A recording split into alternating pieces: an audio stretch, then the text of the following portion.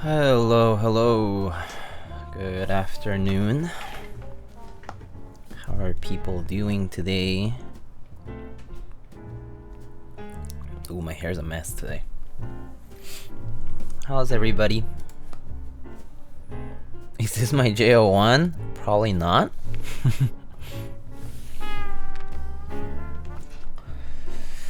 Anyway, good afternoon. Doing an early stream today, as we have some stuff going on later today. Oh, Mr. Chamchi! Oh, it's been a while. How are you, my friend? Thank you so much for the 69 bits. I sold it to someone, so it might be? Maybe. Who knows? Maybe. Good day, Peaches. How are you? How's work? Or actually... yeah, no, how's work? Hey, one drunk man. Thank you so much for the 16 months. Friendship, hello. How are you? Alright, so... today... I don't have any announcements, really. I just got... the Monoke Hero. I haven't opened it yet or anything, but I will probably decide on when to do that later. So stay tuned for that. I'll announce details. Those will go through Monoke, so you'll see the details there too. That aside, I'm thinking it'll probably happen either late this week or early next. So that's probably when you should expect it. For Hero, it'll probably be the next stream from like after today's. So and then I have a few things to unbox, or a few things that I arrived in the mail. First of all, we have one of these boxes. I have one of these bubble mailers. And I got this. Of course, I removed the label. I accidentally tore it open at the bottom, but yeah. It says Big, Strong, Rich. This actually comes from Singapore. Pog resin? Yeah, indeed. Resin. So yeah, so let's take this one out first. So this one comes from Keycaps. Not sure if you guys know. They're a maker located in, yeah, I think Singapore is right. Ooh.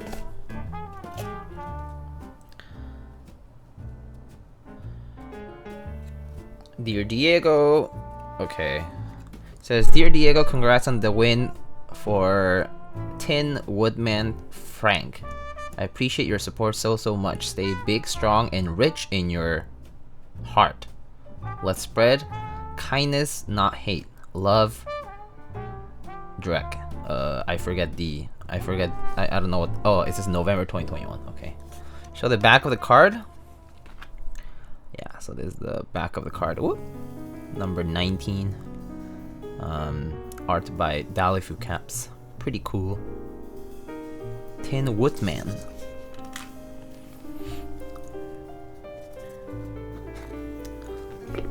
And then here's the keycap.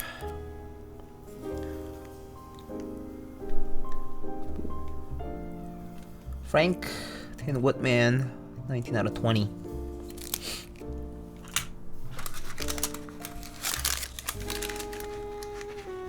Just some Altoids in there. We have our Tin Woodsman. This is a Frank sculpt with a tin hat. It's like a metallic cast with a heart. Pretty cool. Nice and simple though.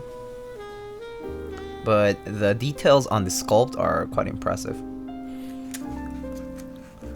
Nuclear Nachos, hello. It's going okay. I'm a little tired today, but I'm doing okay. I don't know, it's just Tuesday things, I guess. Feeling a little out of it. But that aside, I'm okay.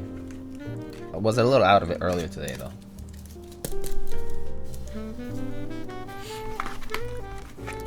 Alright. Now we got this mail. It comes from Latrialum's Proxy. So I actually won a lat for the first time in a while. Ooh.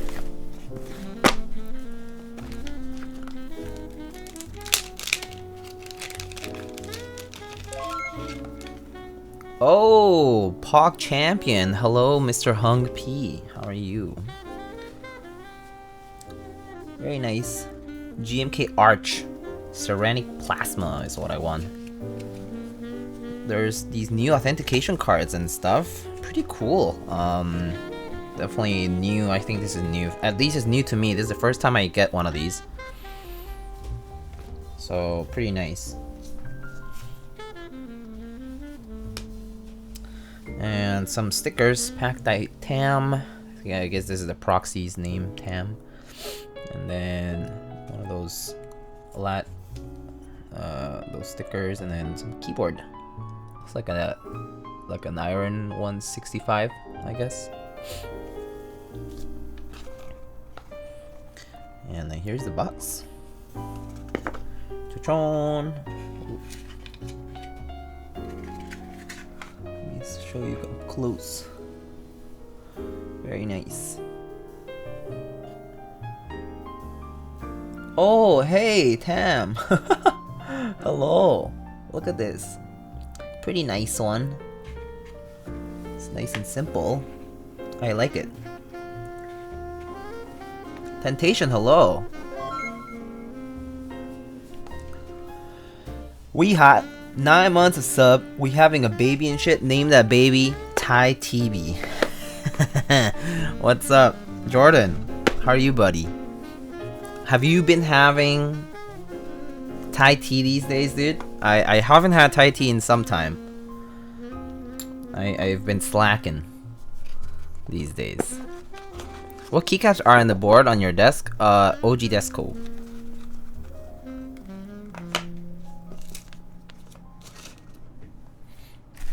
Very nice, though. Very nice. I've been on a weight loss thing. Oh, okay.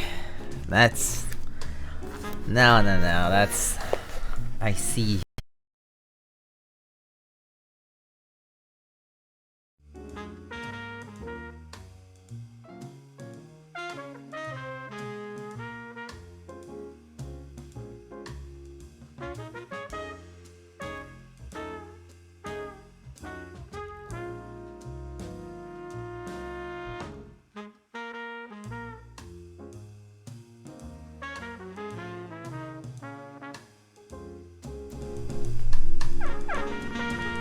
Hi.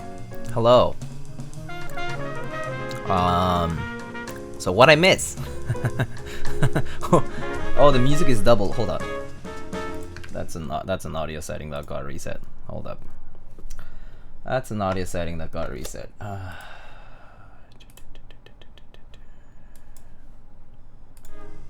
Alright, that should help. Alright. Sorry about that.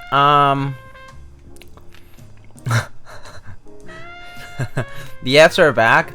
It's not even the internet this time now. So I'm having some PC issues.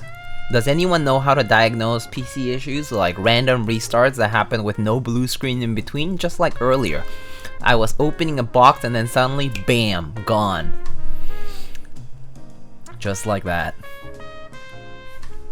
Yeah, so that just happened. RAM maybe? I don't know. Right now, it's not RAM because I already did. So I've tried many things.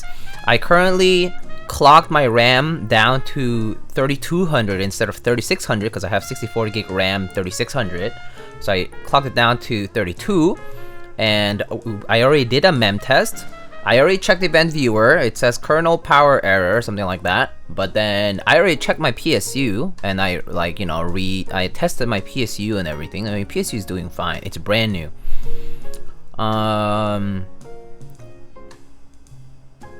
BIOS update. I already updated my BIOS. My BIOS is up to date. Yeah. I mean, I can check if they have released any new BIOS updates since the last time I updated, which was maybe like, I don't know, like a month ago. Let's see, BIOS. I think I have a B550 Aorus Pro. Let's see what version it is right now. Where's the support site? Let's see, BIOS. No, yeah, this is the most recent one. October. Yep. CMOS reset? I could try that. I could try that again. My HD6Xs were breaking, but luckily Drop got back to me. It should be a whole new set. Oh, very nice. Do you take out the motherboard's coin cell battery for the funsies? That's the CMOS thing, right? So.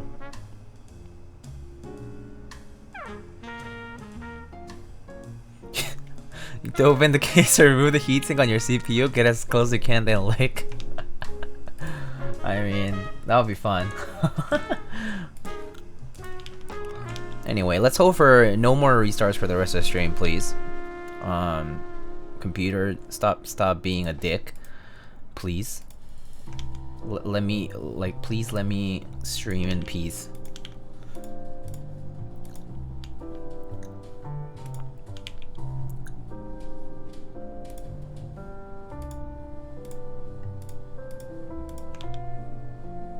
Okay.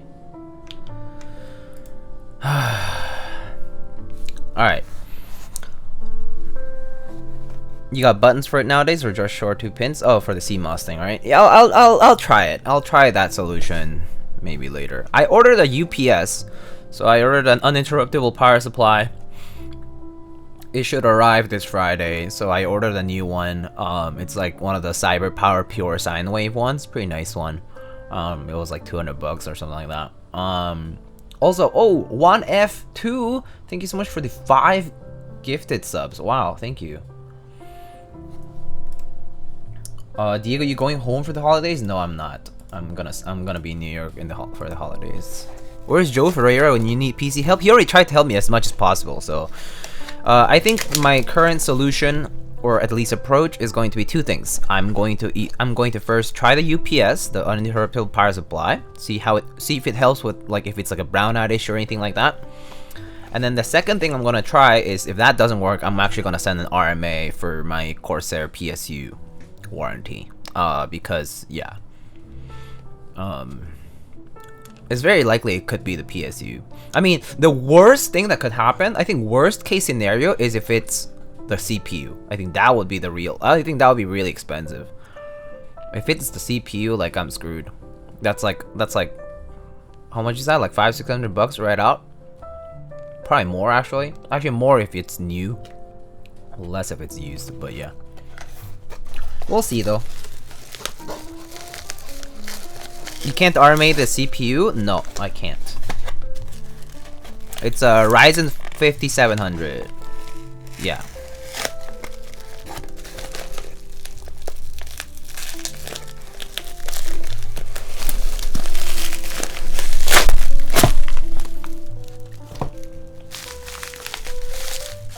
But yeah, I cannot RMA the CPU, nor the GPU at this point, I think. There's a lot of things I cannot RMA right now. But the PSU, I think I can, because I think they're under, like, 10-year warranty or whatever. So, we'll try that one first.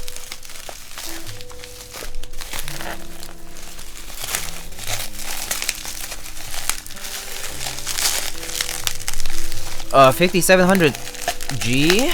Yeah, I think they're like $500 used. Like, on, if like you go on like hardware swap, I think they're like $500, $550, something like that. Yeah. I mean, do exclamation PC part picker and you can see my PC parts. like if you're curious. Yeah. Alright, this is like really stuck. Okay, there we go.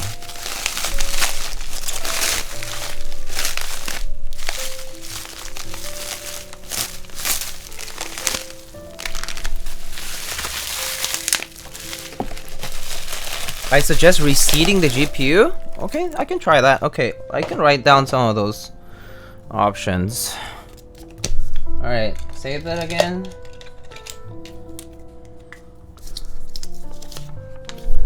You said CMOS? CMOS reset. Reseat GPU.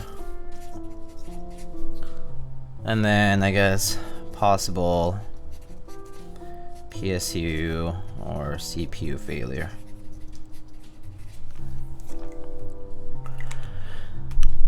Who the fook is Yeffy? So Yeffy does a business right now called Alchemy CNC. So if I go on Instagram, I think I can probably find it for you. So Alchemy CNC. So Yeffy is located in New Jersey, and he does CNC for like small artisan cases, screw trays, things like that. He used to actually do leather working before this. He used to do like wallets and other things, and then he jumped into the CNC biz recently. But yeah,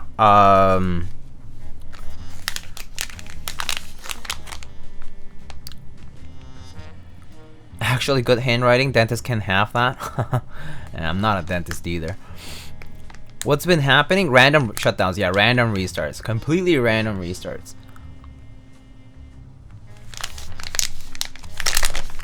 So I got me a nice care package slash, actually, well, no, I paid for it. Actually, I got me a nice little box from Mr. Yeffy.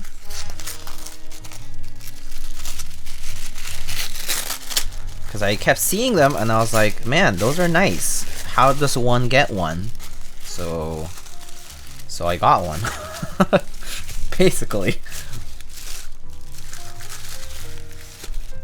Sounds like a PSU issue. Yeah, that's what I'm thinking too. It's like my strongest hunch right now. But, you know, time will tell. I think my best option right now is to see if the UPS helps, and then if it doesn't, I'm just gonna RMA and see where that goes.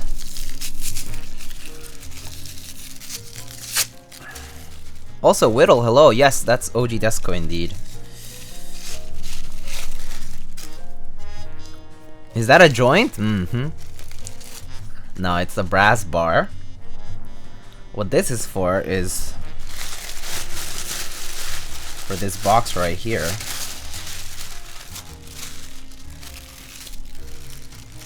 Ba-bam!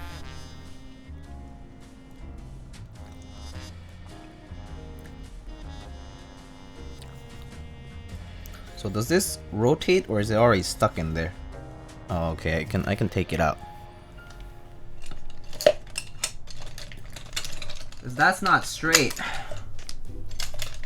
Where's my spudger?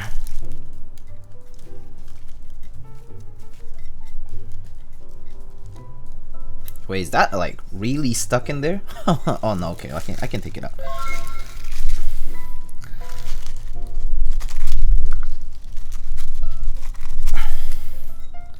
Jesus Christ, this is hard to take out. I don't wanna. Do I have anything non-metallic here?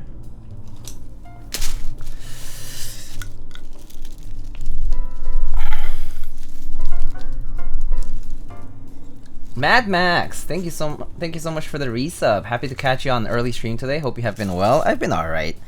Been busy though. Oh, I broke the brush. Fuck. Okay. I guess this is not coming out more than halfway. Oh my goodness. Okay. I guess it stays slightly crooked. Do I have anything else? A pen? Yeah, no. And the spudger doesn't do it either because it's too... I have a metal screwdriver? I know. I know. I want to try a metal screwdriver, but I don't want to scratch it from the back side. I don't want to scratch from the back side. By doing that, you know? Like, at least if I use plastic, it's okay. But, yeah, okay, fine. It's time for metal. Put a piece of cloth. Do I have something not sharp? Hold up. A cloth.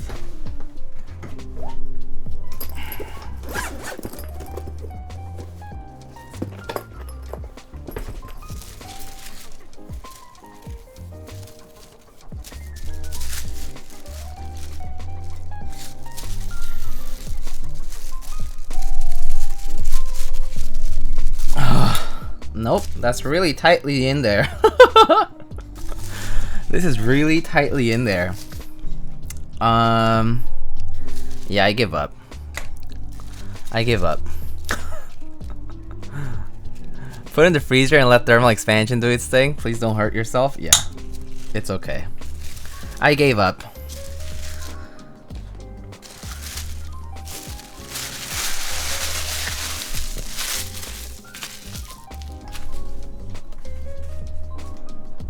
Woo! Let's go.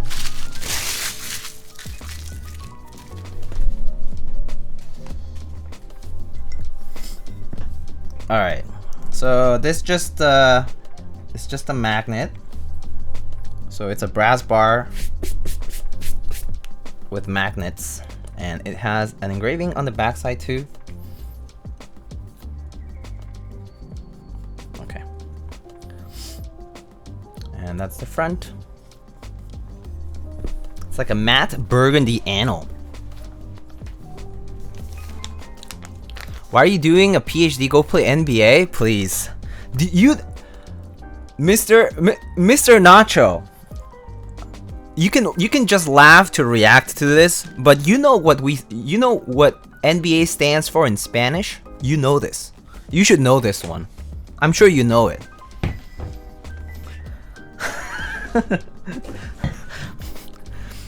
NBA stands for something in Spanish, and I certainly don't qualify for the NBA. So, yeah. Did he not have blue and silver? No, I actually wanted the burgundy one. So he had a spare burgundy one, and so yeah. Noches buenas, amigo. Whoop. Okay. Scary. All right, I guess it just has to stay on the table. It'll stay on the table. I'm a little too dangerous right now. Things need to stay where they should be. When is the hero build? Excited for that? It'll be either later this week, like probably like closer to the weekend, or early next week. I am actually not too sure about this exact date just yet. I'll set an exact date and time and announce it through the MonoK Discord. So if you're already in the MonoK Discord, you'll probably see it there. But yeah, don't worry too much about it. So I do have some artisans that I purposefully wanted to put on here. Actually, how many fit? 1, 2, 3, 4, 5, 6, 7. Okay, so 15, 17. How do I do this?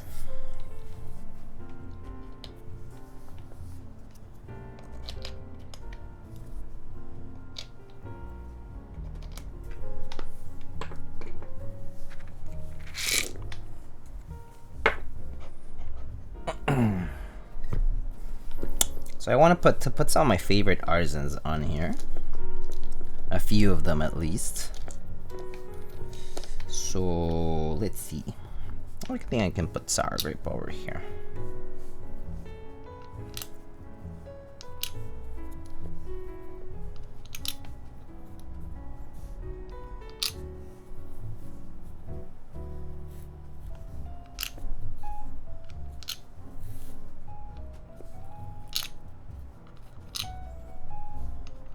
Cha-chong. Topper resin? This is not Topper. This is all MX actually. It's all MX. All MX stem.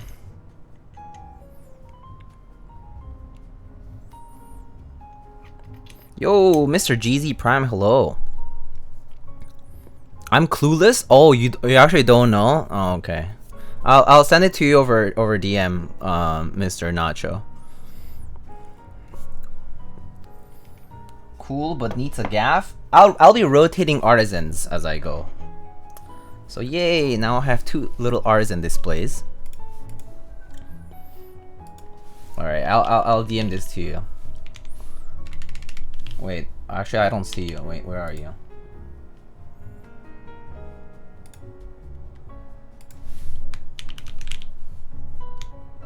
Oh yeah, there you are.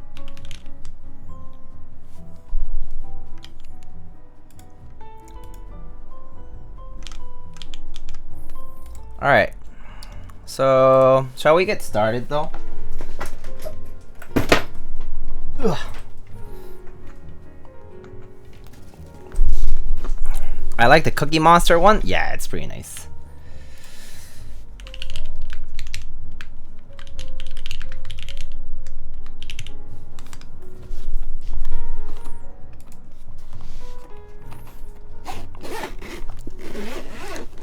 Hello, Mr. Mason Gray, how are you?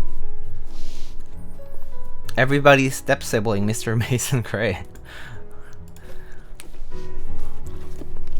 Alright, so today we're gonna be building a J-01, which you've probably seen before. There have been a lot of builds of these, there have been a lot of units that have gone out.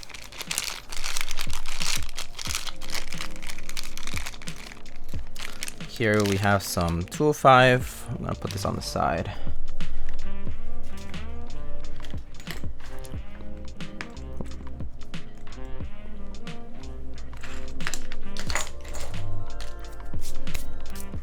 I have the gaskets. And as you can see, it's E-white and brass.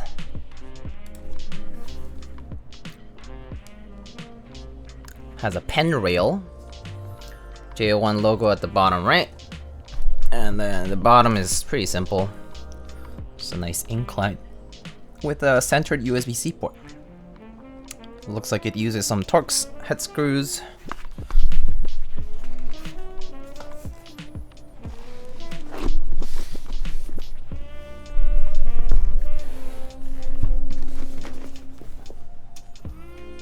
I might need to make myself some space here, so I can probably put these away for now.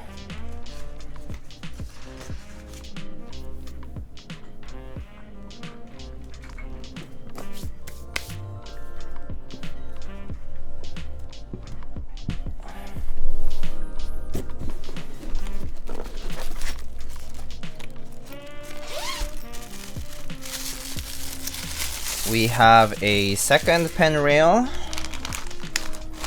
and then we have FR4 plate. We have a card, a Prototypist card, just with Jay's email and info.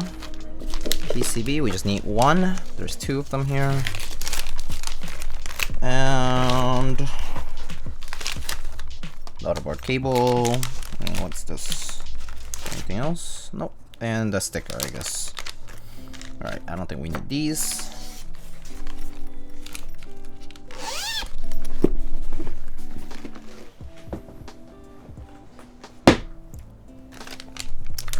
Here it looks like we have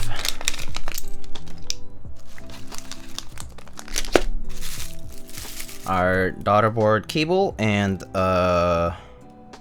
double shot keycap. A Prototypist double shot keycap. Pretty neat. Didn't know that was also around. Alright, so we need to test the PCB.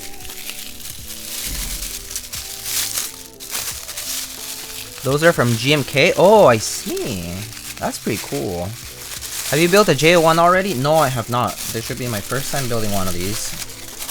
I've seen Jay build a few. I think he's built a couple, at least. Where is he?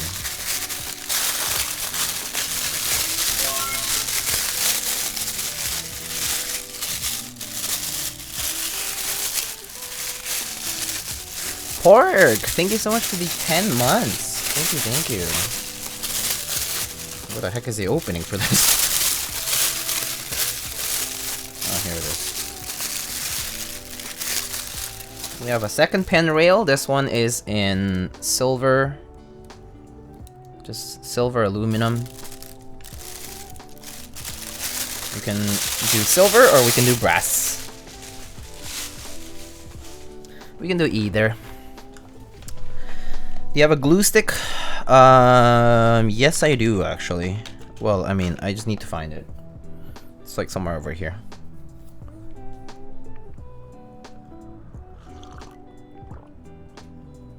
Ah, nice case. This is not mine, I did not get a second rail. Oh, I see. I see, I see.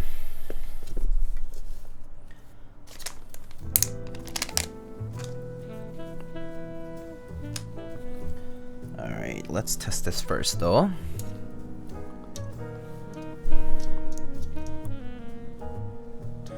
Everybody I've seen building it has had a hard time. Huh, okay. Well, we'll see. I don't know. I mean, I could see why. The gasket seemed to cover the entire frame of the plate and the case, really. So if that seems to be a little... Why is this JST slightly... Okay. So, well, yeah, we'll see. We'll see how it goes, honestly. I don't know what else to say.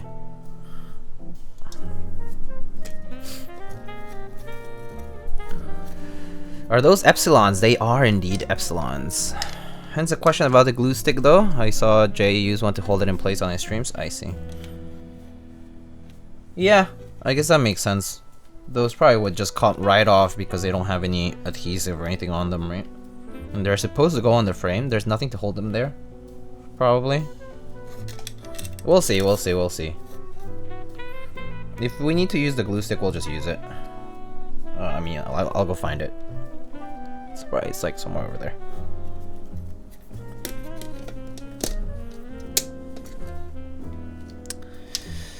Alright. There's my cable here.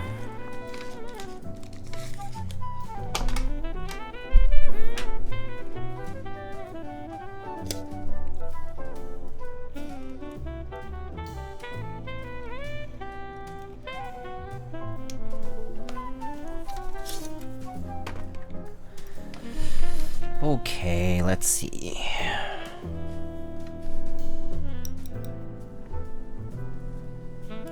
Alright, PCB is detected, which is nice. I don't really use caps lock, so I'm gonna leave it out for now. Right alt. What's that? That's fine. Home, page up, page down, end. Okay, the rest looks fine. Regular backspace, 6.25 hue, bottom row. Yeah, okay. And I don't think this has backlighting, so we can skip that.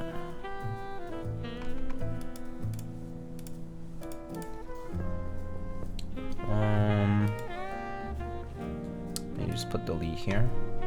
Alright. Let's move to the key tester. Hey, Vinsanity, hello.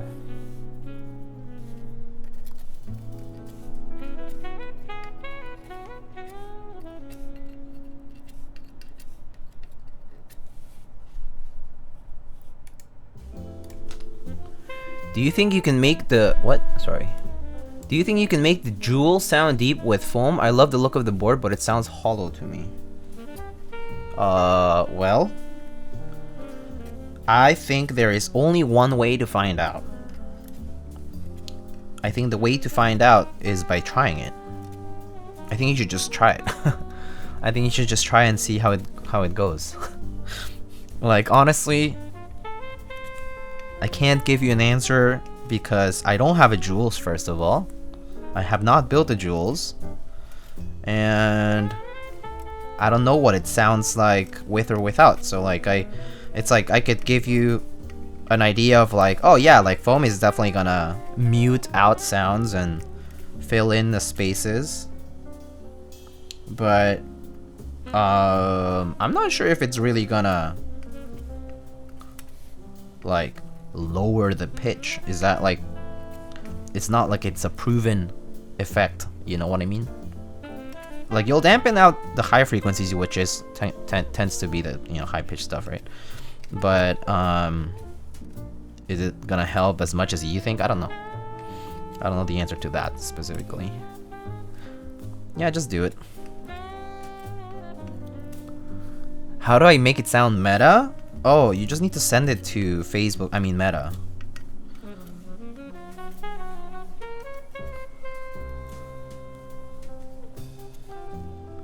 I don't know. Probably just...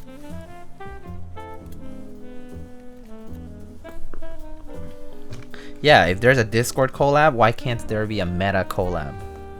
I mean, I can test these other ones too, I guess, but these don't even do anything because I'm not gonna put switches in there. Have you built any Rama boards? Yeah, I've built an M65A. I've built... I borrowed a U80 once, but I haven't built one on stream. I built Kara's. I've seen Koyu's. An M60A I used to have a long time ago. What else? Alright, PCB's fine. What other Rama boards are there? I mean, like Thermal is a Wilba board, so that doesn't count. Zenith is a Nyon board, so that doesn't count. Do you throw any foam in any of them? They all sound the same to me. I don't remember throwing any foam in the whatchamacallit? The M65A didn't need any materials. It was pretty nice already as it is. That one had an aluminum bottom. I also had a nylon bottom back then too, so both of them worked fine though. Without any foam or anything like that. I remember putting one layer of shelf liner in the M60A because it was a bit hollow slash like, it was kind of rigid because it was like integrated plate. It was like the first version of it. Or I guess there's only been one really. And then I don't know about the U80 or the Koyu because those weren't mine and I was not building them myself. So yeah. Island bottom would be deep as hell. It was okay. I wouldn't say like I don't think it's like, I don't think you should be applying like, just because a switch with a nylon bottom sounds the way it does compared to other stuff doesn't mean that it's gonna be the same way for keyboards. You know what I mean? So I wouldn't get ahead of myself with respect to making that assumption. But plastic cases do sound different from metal cases for sure. So it's like you probably wanna try out a few to kind of get the idea of what they're like.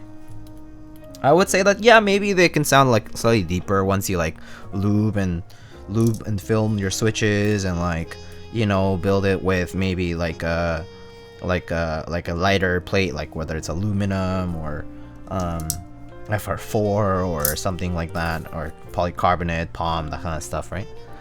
But yeah, I wouldn't apply the same principles that you would for like a switch. Do you think that the best way to get the most torque out of a board is to add Vanta Black to some paint and coat the inside of the base? Okay, well, I think I can. Can I time out a mod? I can, right? Oh, I think they remove their mod chip. Okay, goodbye, Pears.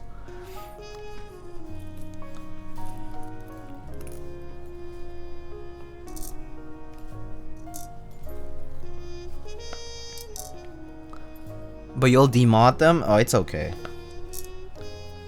Pears can live.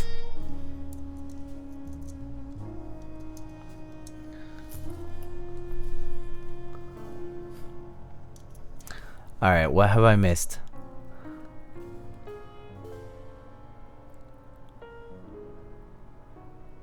What kind of boards do you think they're using at the Meta campus?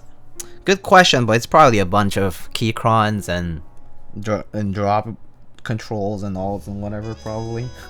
At least knowing from my friends at Google and other places, I think that's pretty common. Yeah. Lots. I've definitely seen KBD 8Xs and KBD fan stuff too at like tech firms and whatnot, tech companies. But yeah, I think a lot of my friends in tech are getting interested in keyboards, so they know about it for sure. Yeah. Mason with the holy clackers. HHKBs? Actually, HHKBs are not as common as you might think. You know how like people say like, oh yeah, HHKB for programmers, right? Well, I haven't seen that many HHKBs out there. I've seen real Force and Leopolds actually, quite a lot. I've seen a lot of those. I think a lot of people aren't willing to take the to make the jump to HKB because of the layout. Apple Magic keyboard, yeah, that's a common one. Yeah, I see a lot of Ergos. I see the Microsoft Ergo a lot.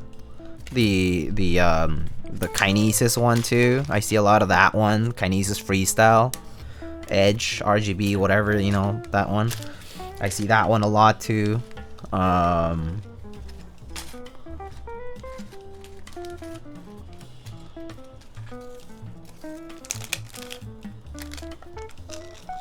Yeah, so I guess I've kind of seen a bunch of different things out there. Oh, that one came off. I need to get the double-sided tape from CBB. She sent out some without double-sided tape because she ran out, but she'll be sending out replacements for that. Let's see, 1, 2, 3, 4, 5, 6, 7. Oops. 1, 2, 3, 4, 5, 6, 7, 8. Okay.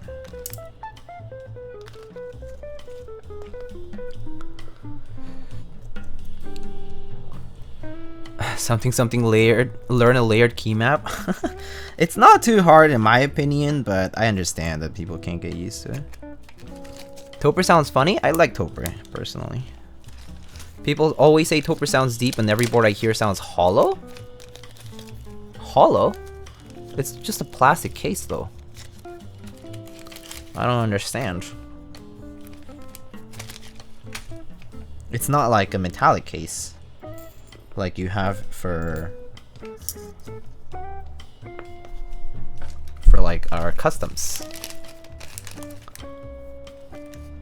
The FN key placement is doggy? I don't think so. HHKB is actually pretty nice.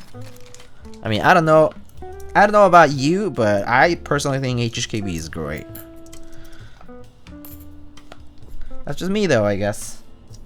I think that some people in chat do agree, so. But I know some people disagree, so it's okay. It's alright. Agree to disagree, you know?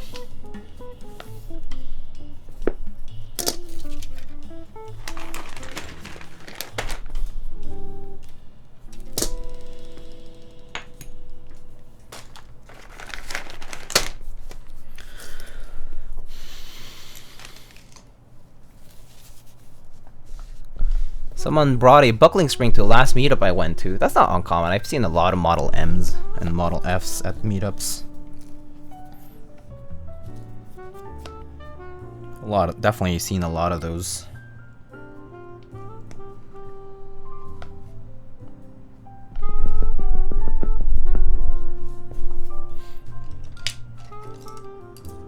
Well, I broke that other brush, but at least I have another one. And I actually probably have a few others. Oh! The brush I broke is the XHT brush. It's okay, I never use XHT these days anyway. So I guess I'll toss this out. Goes into the garbage. I'll redeem that one. Alright.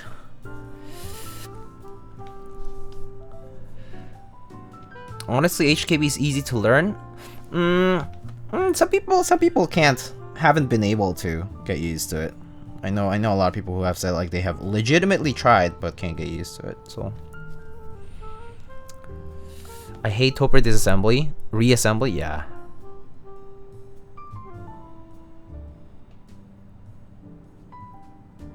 I thought they were saying someone brought a Model M to the office. That would be a hearing hazard. I have actually seen someone bring a Model M to a work environment before. Not in my work environment, but somewhere else. But of course, it was like a more of an open sort of setting where like they also like people didn't care that much. So obviously, it was like okay with the people around them.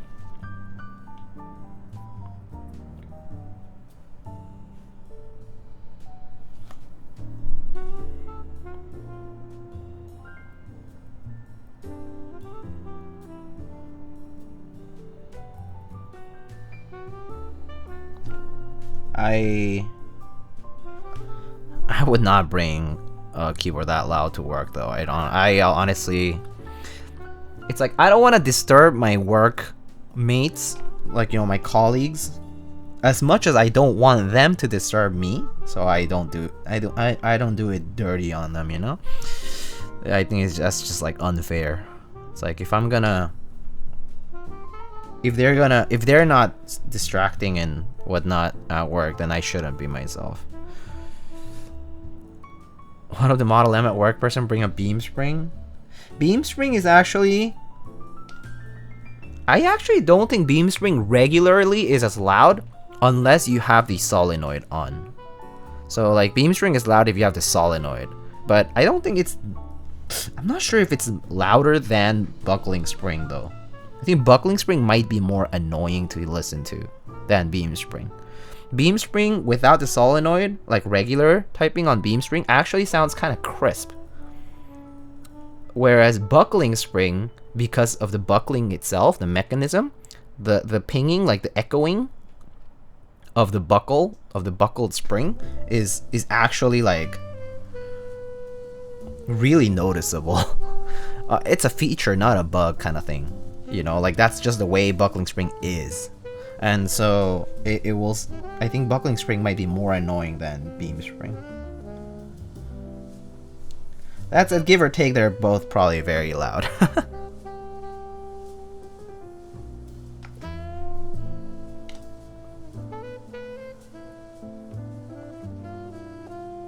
Loud AF spacebar go tack tack tack. You say that, Sir Nighting, but like, let's be honest here. How many of us have I seen those people who bring out their laptops and they're slamming on their freaking space bars, whether they have long nails or not? I don't care. It's just like clack clack clack clack clack clack clack clack on the space bar, like especially like those MacBook chiclet ones. Oh my god, it's like, it's like, it's the worst.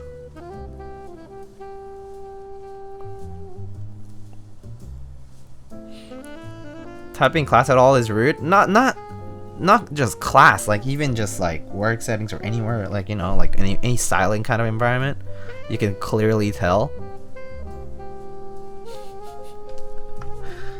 If your entire row can feel your typing. Yeah, I guess so. Yeah, I mean, especially like big lecture halls, I think that's different. Although, like, I mean, in professional school, especially like outside of undergrad, most people do type their notes and stuff, so it's not uncommon at some point. I think most of graduate school, most people will type their notes.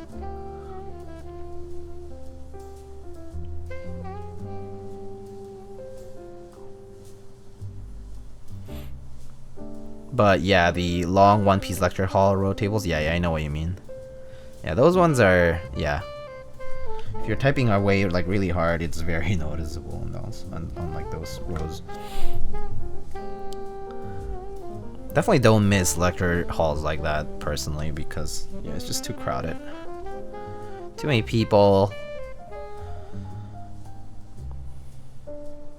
Seat assignment kind of doo-doo. As in like, they're not assigned, but like, you know, there's so many people that like, yeah. tend to not end up in the right spot. And yeah, just too many people. It's not as engaging.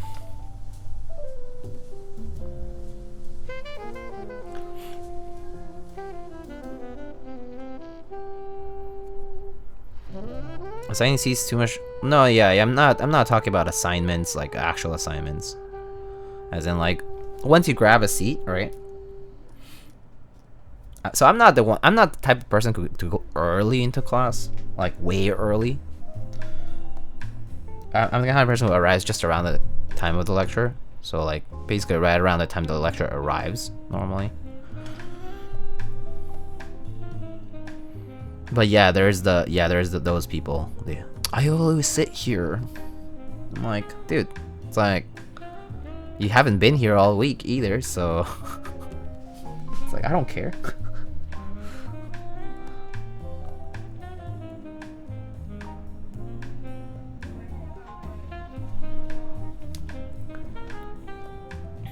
I feel I ended up without assignments. But people going to the same place regularly. I think that is normal once the class kind of gets started and rolls into the semester. Or the quarter, or whatever system you might be using. But yeah.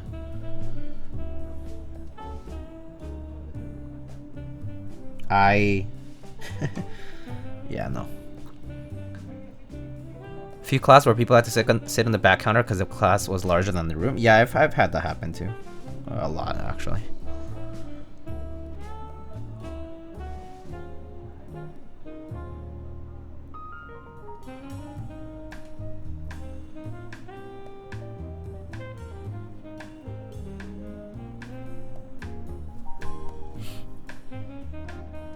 Han Cholo, hello. How are you?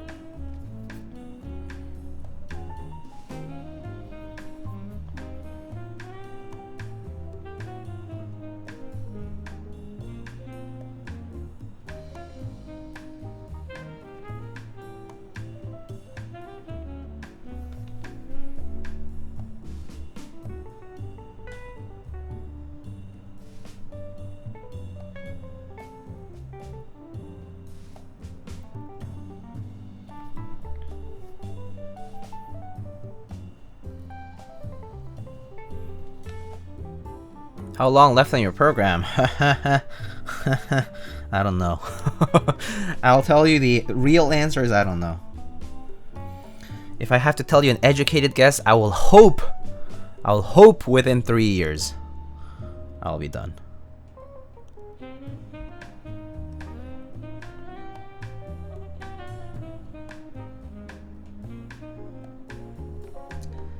But yes, the real answer is unknown. Because I'm not quite there yet. Yeah. If you ask me if I were close to like a dissertation, to like a defense, then I would be able to answer your question like that. But yeah, no, not at the moment. Not there yet. Scrammy, hello.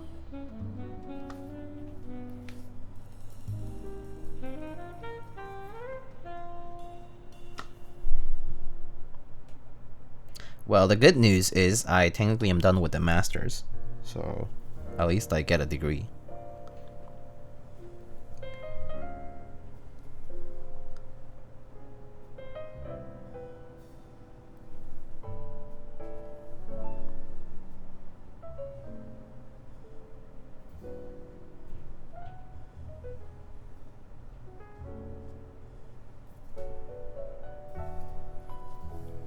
Which field? I'm in engineering. Biomedical.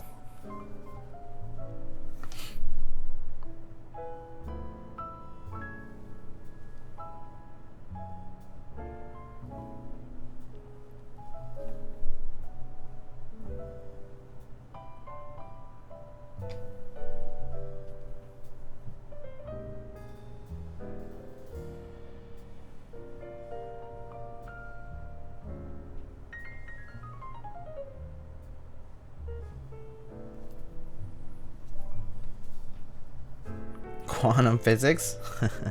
I would have loved to do quantum physics, but I'm not smart for that actually.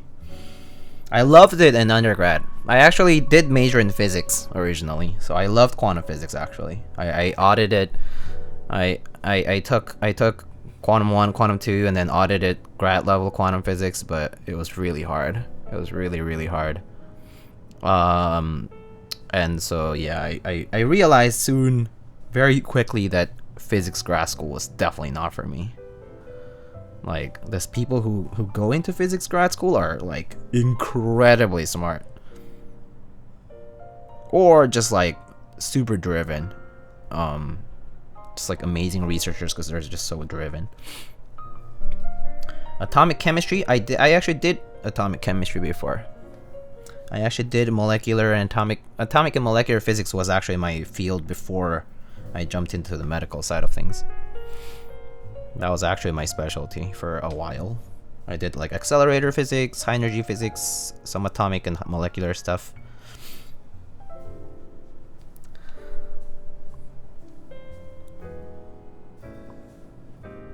Is there a different type of engineering you would have done if you could change it when you started? No, I like what I do. I like what I do. As in, like, I don't think I regret my choices. No, I don't regret my choices personally. I think I'm very grateful that I was a physics major and that I know what I do now, and yeah, I don't really regret any of that. Can I ask you some questions though? I'm pretty new to the keyboard world and I want to buy some parts for my build. Yeah, sure, go ahead. What's up, Scrammy? Go ahead. Ask your questions. Damn lucky? Why do you say so? Why do you say that, Max and Onions? Would you change the field you work in? What would you go into? Where are you now and where would you go? I think that's the better question. If you could change it. Or repeat that part. Repeat that part without feeling like it was like a waste. I think the hard part is not knowing where you want to go. Yeah, I would say that's hard. The hard part for sure, because I also don't know where I want to go. I don't know where I want to go right now. I'm happy where I am, but I don't know where I'm gonna end up. That's a big unknown, and I think that's not gonna be decided until I'm pretty much almost done. But I'm okay with that. I'm okay with the unknown part of it because there's really not much I can do right now aside from just work hard and prove myself first. But anyway, for those of you who need to ask keyboard question, go ahead and ask in chat. Like, don't feel like you're interrupting anything. There's a very cheap one, like the GH80 hot swap PCB is good. Because I saw it's a mini USB connector on it. So first of all, Scrammy, like it is true that USB-C is the norm for a lot of things these days. But don't be afraid to use USB Mini. Like, it's still just a USB connector. At the end of the day, all you need is just a cable to connect it. So the connector is not really gonna change as far as the functionality of the actual board. The GH60 is a very common PCB like layout, like, you know, footprint. Basically it's 60%. Like, there are so many different versions of the GH60 out there though. But if it's hot swap though, it means hot swap normally for these PCBs come in one single layout.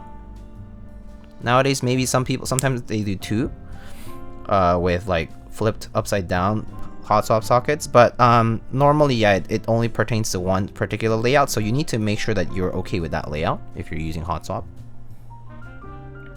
So just be sure that you're okay with that. And then,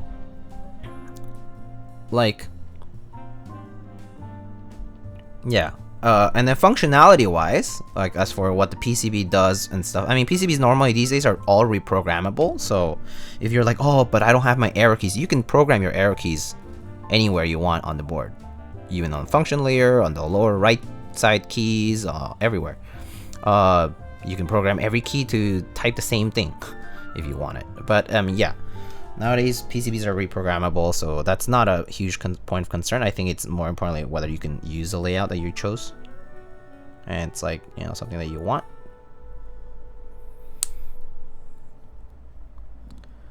I'm completely lost in second year undergrad right now. Second year undergrad, I think the first 2 years of undergrad can definitely feel like that, because first 2 years of undergrad I was taking like pretty general courses because I went to like liberal arts. So personally I feel like it's okay to feel kind of lost in second year, but like if you already declared your major, I mean, like the path in, like, once you declare the major is kind of more straightforward, because you know what courses you actually have to take, like you must take. But yeah, if you haven't, don't feel too bad about it. Like, you honestly, I can't emphasize enough that you don't realize exactly what's in store for you, or like what you want to do, until towards closer to the end. Like, yeah, like we are all confused on second year too. Professor Dio, can I swing by for extra office hours help? I need help with my anatomy. Hello. Oh, Mason. Sorry, I've been doing philosophical stuff during the pandemic. That question gives me anxiety. Wait, which question? Oh, like the where do you want to go? I'm okay with the basics function. I'm not using as much of my keyboard, like only WAZ, but I'm afraid of the speed of the USB port because I'm playing a lot of competitive games. Okay. Here we go. So, competitive gaming and USB polling rates and such. Okay.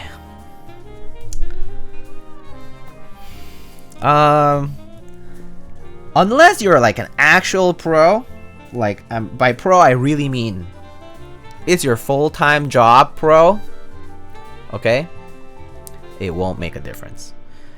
You know, there are people who are in the professional, you know, like gaming world, who use custom keyboards without a problem. Any keyboard without a problem.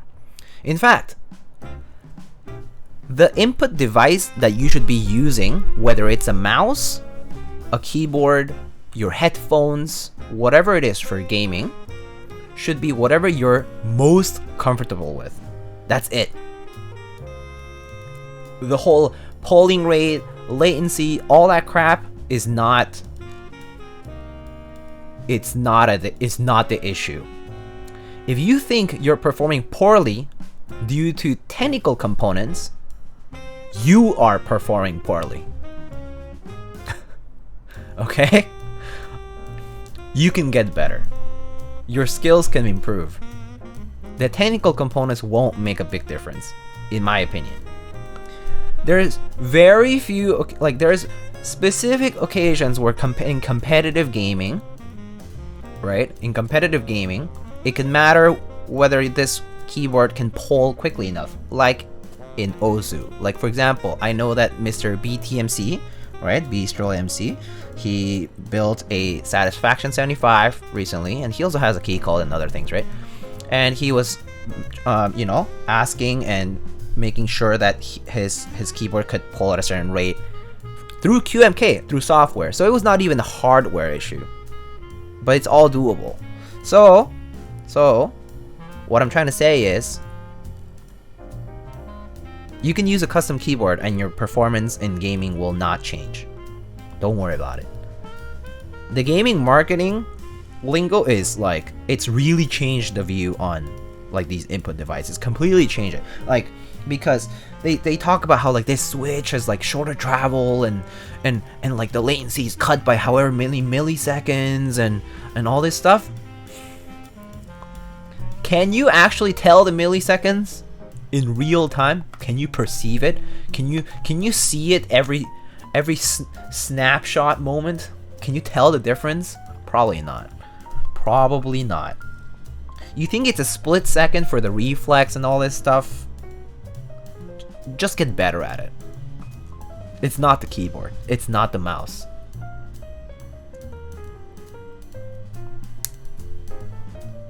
Like, of course, don't use a component so bad that, oh yeah, okay, I mean, if your mouse clicks are actually not clicking, like your switch is failing, okay, that's a hardware issue because you used it, or it's a very cheap component and just, you know, failed. But yeah. But you know what I mean? Like, you take two new keyboards, one custom keyboard that you built through this community, and one that you got from the shelf on Best Buy. The newest Logitech or Razer, whatever keyboard with optical switches and all that stuff. Romer G, I don't know. I've seen people perform better on either side, so I don't think it really matters. Yeah. And it's like the same, I mean, there actually, was it yesterday? Yeah, I think yesterday I was watching that video from Batseed, Batseed Tech, right? Big YouTuber. Really good YouTuber, actually. I really like his videos. I was watching his video on like the headphones for gaming, like through like some people who consider themselves audiophiles and whatever. And yeah, like that's what they say, right? They're like, these are great, like these have a great sound stage, yada yada, right? Like they recommend like the Sennheiser 800S or whatever. But at the end of the day, it's just like use what you're comfortable with. Like if your senses are already fine-tuned to the to whatever you're currently using, like if you're currently using like these headphones with a certain sound stage and like a certain and you're used to like a certain level and whatever, and you feel like you perceive things better already because you've kind of gotten so used to it, just you can keep using that, and I think you'll be fine. In fact, you might perform worse trying to get used to a new thing. That's why gamers take their equipment to tournaments all the time, right? My friend used to use mousepad for League. Yeah, so different strokes for different folks, right? I think. Also, Ryotaro, hello, how are you? I've seen people actually say they notice the lag in rhythm games like Osu. I think Osu could maybe reach the threshold for some things, but I mean, there certainly is a lot of misconception about about what you can perceive and what you can actually control through hardware/software. The idea, what's the best artisan for gaming? I mean, I guess if I have to give you like the diplomatic answer, it's like the one that looks most like a keycap, like a flat, like a blank kind of artisan. But I personally think that doesn't matter. But yeah, whichever gives you the most pleasure looking at and tapping away at. I don't know.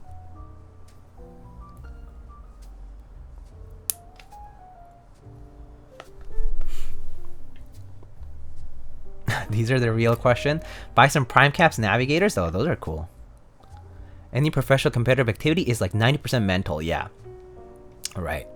Well, just go with whatever you're comfortable with, and that lets you play without any worries. Yeah, that's the thing. It's like you might be super skilled, but you lose your focus because you suddenly had a bit of a hiccup and you like got mad and stuff, and you lost your footing in the game. Then GG, right? Especially like if it's a team sport, like that's it. I mean, games are pretty, like esports are pretty fun, honestly. It's awesome, right? Like I love watching people play, mostly because I'm not good at games myself, like as in good enough to like play that competitively. But it's fascinating, like how there's like certain momentum that carries teams, right? Because they're like in a certain mood and a certain rhythm, and like they're already skilled, like their skills have capped at a certain point, but it's just like the coordination and that kind of stuff. It's super impressive.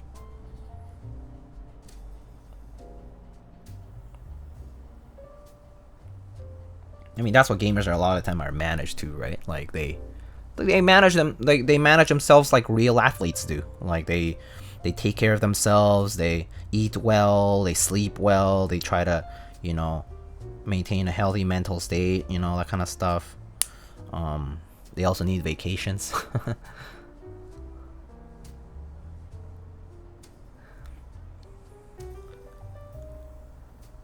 PP record or no, so with a 60 hertz laptop and mouse on the pillow using laptop keyboard. Yeah, that's the kind of stuff. It's like, yeah, whatever you're most comfortable with might be the best thing ever. People have made guides on how to make GMK compatible boards have 1000 hertz polling rate. Yeah, I've definitely seen that too. I remember, BTMC was talking about that one time and asking about that actually. Now, one of my friends thinks that this polling rate of the keyboard affects its performance in Mania type games. Not sure how perceivable that is. That's the thing. Not sure how perceivable that is pretty much the point here. It's like, in the end, whether you perceive it or not, it's affecting their like mental state. Like it's affecting their how they feel like they perform. So it actually ends up affecting their performance. It essentially becomes a source of stress for them. So it's like the more conscious you are about this thing, whether it's true or not, like even if it were true, the more you care about it, the more it's gonna affect your performance. It's just there's a strong correlation there. So, you kind of gotta care to a certain extent, and then after a point, you just gotta Hakuna Matata that shit. You just gotta move on.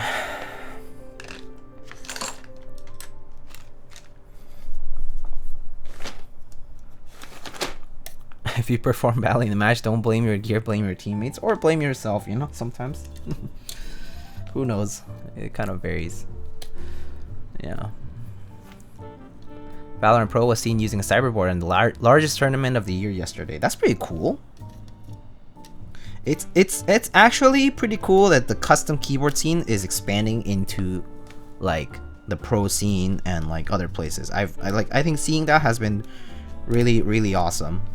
Yeah.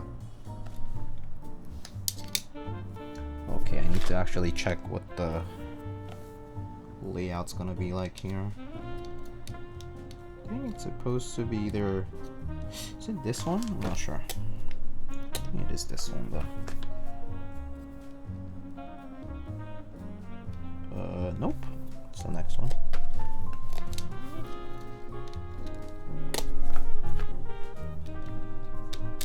There we go.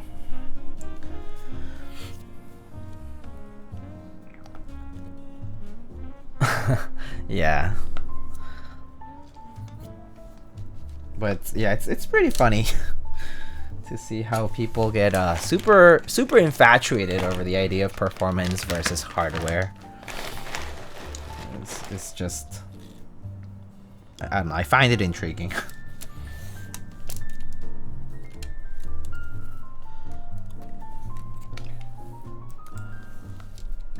The game 8 to 12 hours a day also, yeah. I turn my polling rate until my foot pedals down to train harder, like taking off Goku weights when I turn it back on. Oh man. One of the top Apex players used a tofu and everyone knows about Tifu's Keycult. Yeah, so I mean, example, right? And like Skara got that, got that Keycult #2, right, commission, and like there's like all of the commissions that like Nathan has done for different gamers and stuff. Like, they're all, a lot of them are just, are professional gamers, right? So, whether or not it's something that demands that kind of attention to detail, they're still professionals who have opted for custom keyboard solutions without a care that it's going to actually affect their performance, and they use it. My Shroud mouse makes me hit all the flick shots. Oh yeah, the Shroud mouse is pretty cool. Tifu doesn't even use his Keycult though, right? I don't know. I don't think so. Probably not. Probably not. That said, a lot of gamers also have to use stuff that they're sponsored with. So there's that. Sponsorship requirements and such. What's a Tifu? Which plate material do you guys recommend for tactile switches? I personally recommend... Actually, a lot of them are okay, but personally I would say aluminum is nice. Polycarbonate is nice. Carbon fiber is pretty nice. FR4 is also nice. I mean, they're all really good. It just depends on whether you want a softer material or harder material. That kind of stuff is what matters. For example, like carbon fiber, I think tends to kind of accentuate the sound a lot more for tactile switches. FR4 tends to mute it, like dampen it slightly. Polycarbonate is just a very soft material, so you'll get more of that bouncy sort of feeling to a tactile switch. Also, I don't need this switch. I should move this one.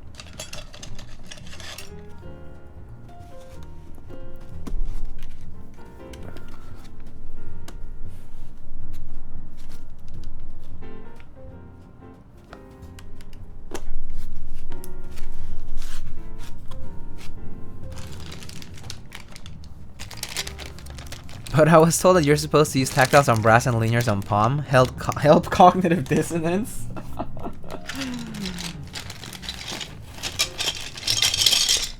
It's like mental breakdown. Cannot process anymore.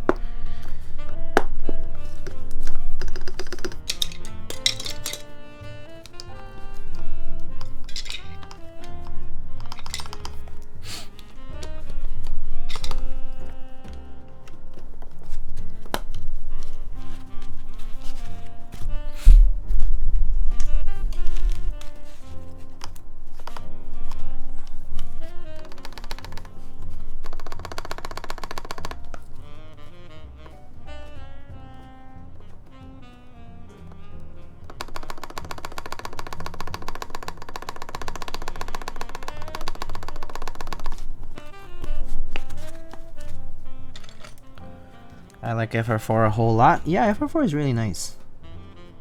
Like a very nice material to use. It's cheap too. Cheap to get.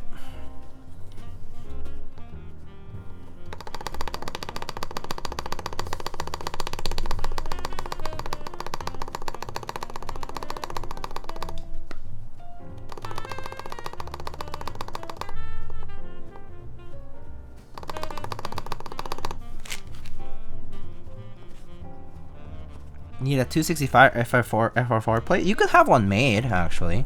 265 FR4 plate. I mean, the plate files are located at the Keycult resources page, and then you can just have it made through somebody. Like CBB Planet, for example, has a custom plate service where you can make one-offs. You can do cbbplanet.com.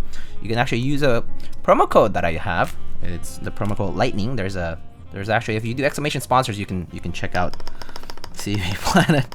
Shameless plug indeed, but yes, you can get a custom plate, and you can get a discount while you're at it. I mean, there's a lot of plates that don't offer singular unit runs because they normally have an MOQ, or the price is pretty significant for a single plate as opposed to several.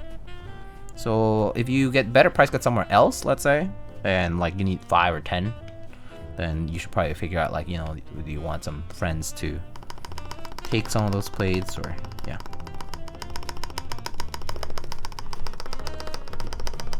And I believe they're under non-commercial license, so you can't like sell it for profit. So yeah.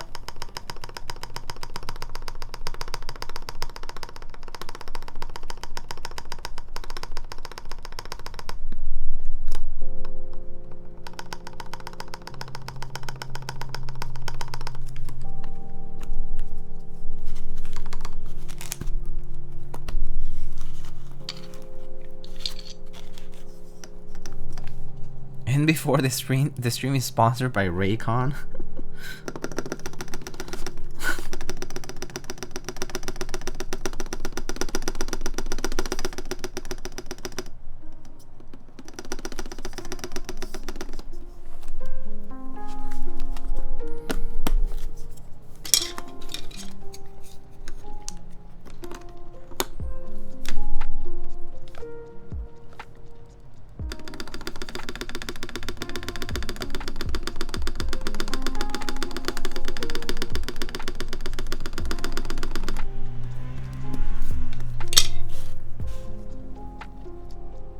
Too bad their Bongo trays are sold out. Yeah, for now. If it's FR4, couldn't you send it to a PC manufacturer? Yes, you can. You just need to convert it into a Gerber file, I think. But yes, you can.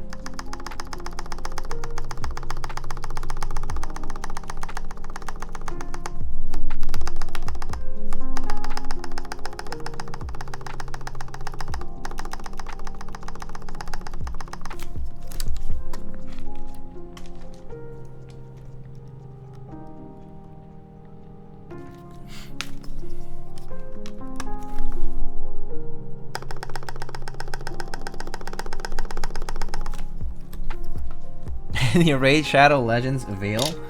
So I actually so speaking of Raid Shadow Legends, I actually did get an offer to do Raid Shadow Legends. I don't feel that it's not my thing.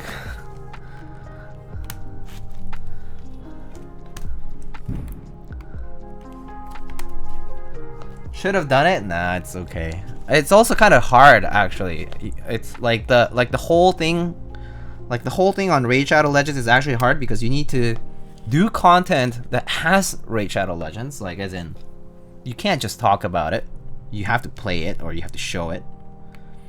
And then like, you know, stuff will depend on like people signing up and whatnot. So it's just a whole mess of extra work that I don't want to get myself involved with. So yeah, just get the bread, homie. I would rather get the bread some other way. Yeah, rather than wasting people's times with stuff that they already know that people are, you know, people will put sponsorships for. But yeah, I don't want to waste people's times with that kind of stuff. And my own, I guess, just to a good extent.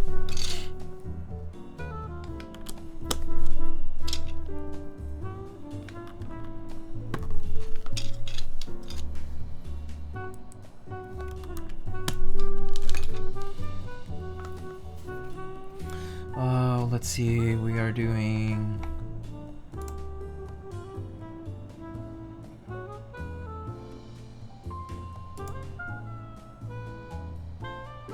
Raid Shadow Legends sponsor, Nodders. Actually playing Nopers? Yeah, I feel that. Regular caps, okay. Regular caps lock.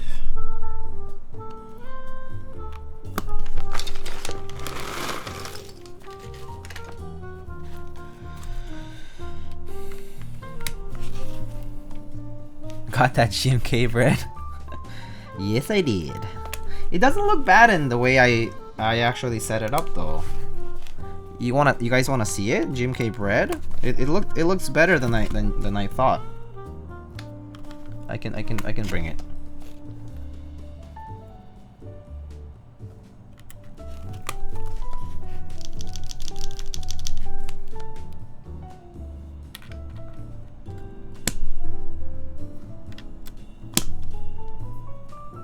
Don't lie to yourself, it looks ass? No, it actually looks fine.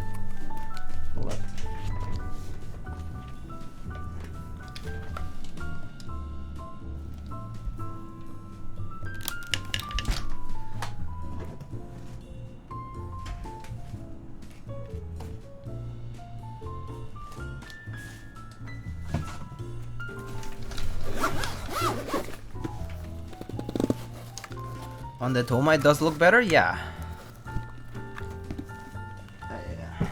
It's one of those like GMK Necro kind of sets where like it might not be what was promised, but it actually doesn't look bad after like in certain settings. But yeah, this is what it is.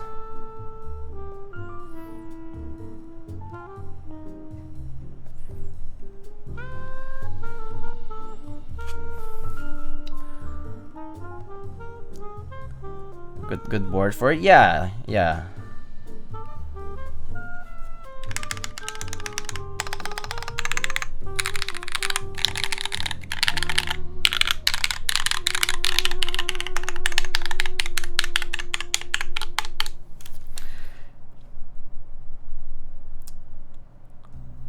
Yeah, I think if you have a brown or a warm gray tone kind of board, it might look good. Or like a wooden board, of course, that's super niche. So, but yeah, I think for most people, it might not. It just might not suit them. You can also, like, if you have like one of those like some of those like matrix boards that have like the coating, like nice, like kind of warmer tone, like the Cerakote or like the McFlurry ones. They're nice. Or like the beige kind of ones. Those are nice too, I think. I wish they rerun KA 1953. So KA 1953 actually was not even a public group buy. It was actually a run for the Chinese office, like Cherry Corp. Isn't KA 1953 just 9009? It's not the same. They come from two different places. I mean, they're the same colorway, but it has nothing to do with each other. 9009 is strictly speaking inspired from the 9009, the G80 9009 keyboard. The K1953 is basically classic retro, and it has the specific things that stand out from the set is the fact that it has R5 bottom row, and it basically is. It has cherry novelties too. It has like a window cherry key. It has like a cherry enter key, and whatnot. Text icon mods and whatnot. Yeah, there's a bunch of stuff.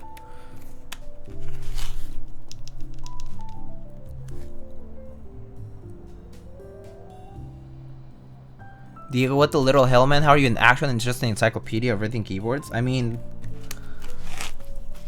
it's not too hard. You just combine two things. Number one, I'm in school, as in like I'm in school because I like being in school, right? Like as in I enjoy learning.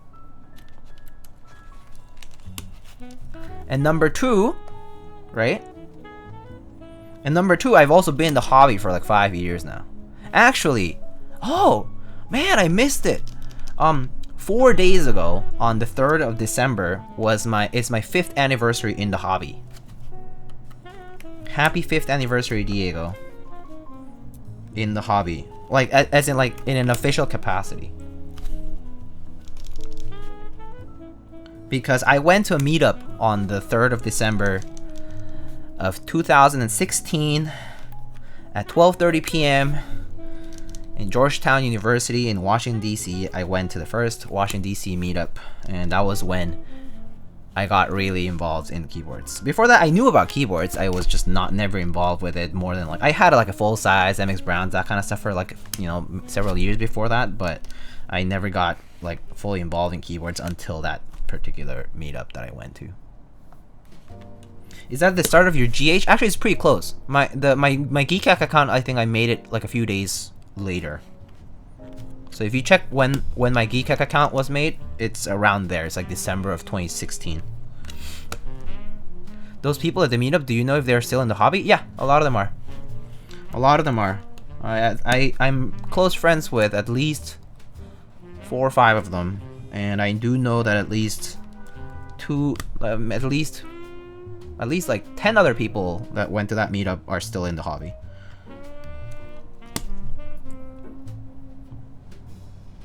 That's when you were past the point of no return. That is actually absolutely correct. That was actually the point where I went past the point of no return. Why? Because as soon as I've said this many times for those who have already watched my stream several times before, but I've mentioned in the past that like as soon as I got out of the meetup, I purchased a Nova Touch and an HHKB. I spent like $400 right off the bat as soon as I got out of the meetup. So that happened.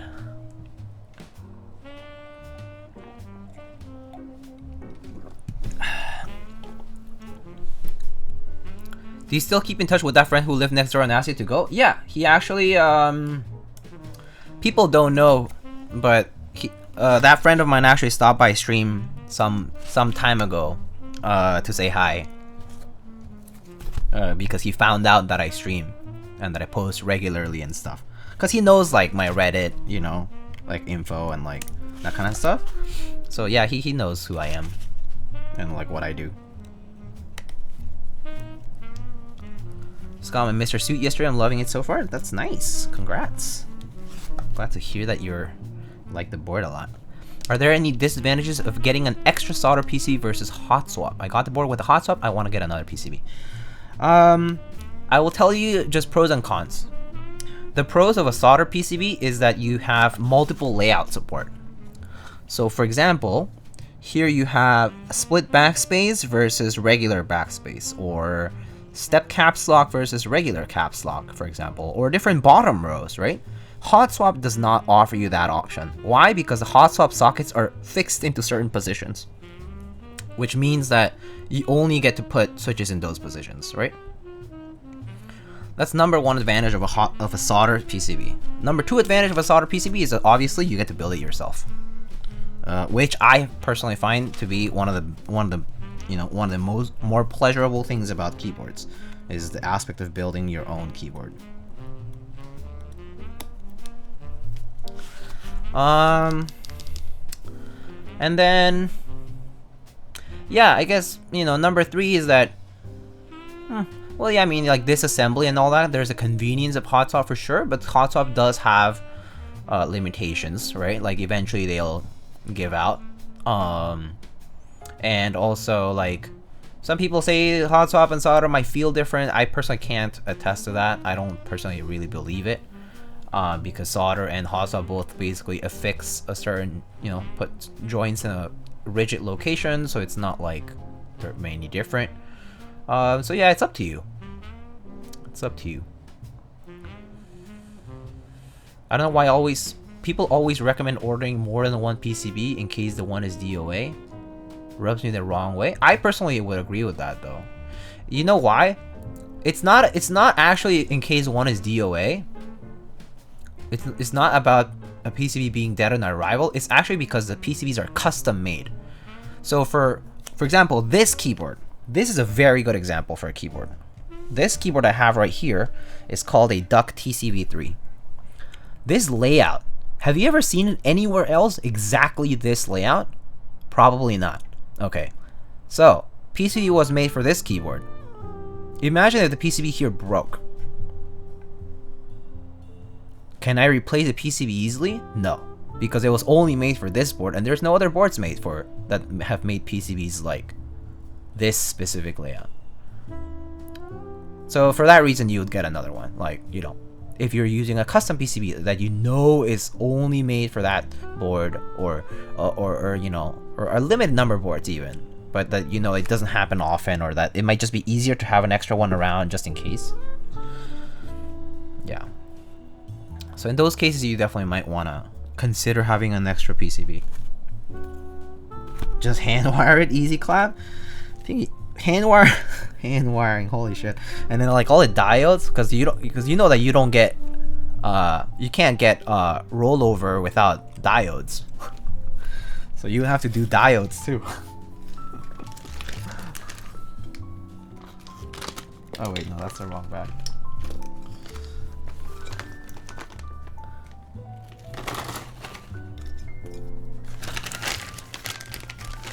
Speaking of that board, I freaking love that layout. I know, right? It's such a unique layout. I love it. It's such a cool board. I think it's one of the cooler boards from Duck, layout wise, and also just like look wise. Very interesting board. I want a caps lock with a recess on it. Is it in solder? You're talking about step caps lock like this one. Normally, yes, that will be on solder instead of hot swap. Yeah. There are some hot swap PCBs that do offer stepped as an option, but it's not all the time. So you should always check with whatever diagrams they use for the PCB. Yeah, just check, double check always. Top beats, how many boards do you keep at a time? Oh, I have a lot of boards. But on the desk, normally just one. Did someone say step? Oh boy.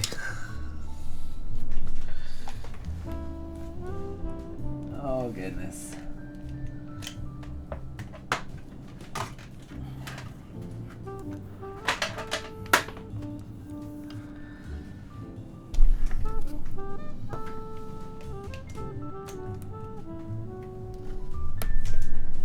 Out of all your boards, which one's your favorite? Oh, that's very hard. I've had people ask me this question many times. I have several boards that I like a lot.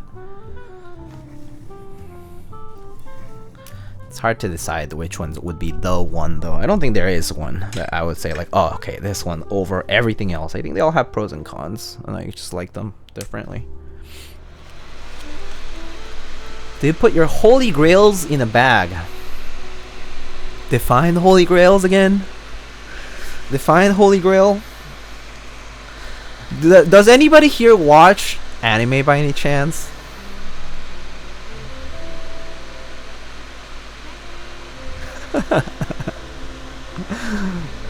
Yes? Okay. Do you watch Mushoku Tensei by any chance?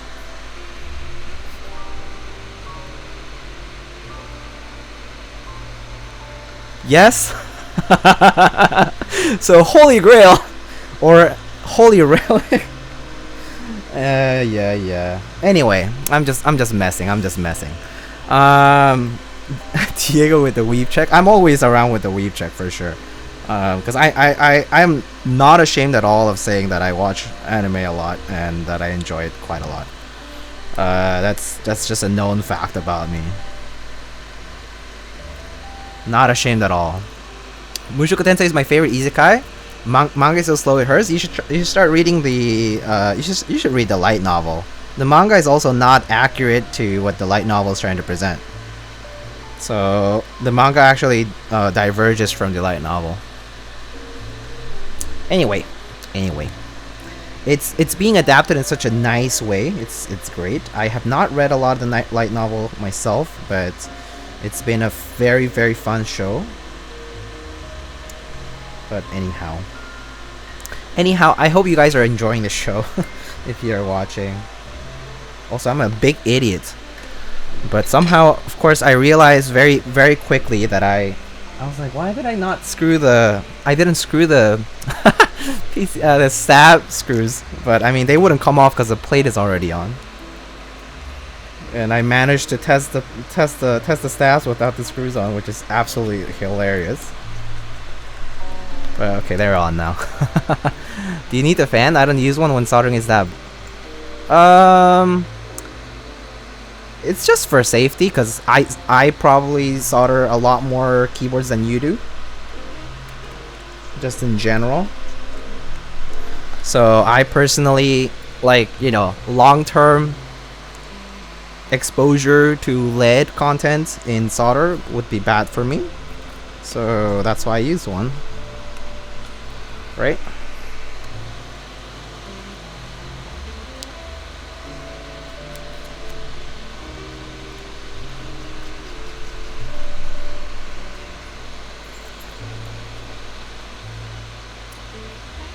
Yeah, so yeah, if you're regularly soldering like I do,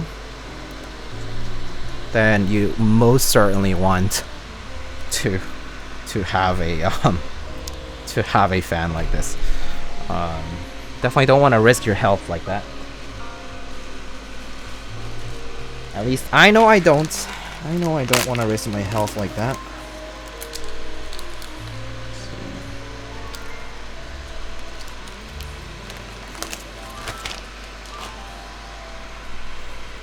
Any tips for first-time soldering? Okay, yeah, I do have some tips. First of all, feel free to check out like soldering tutorials on like YouTube. There's one that I would recommend a lot personally, even though the videos are pretty old, is EEV Blog. It's EEV Blog.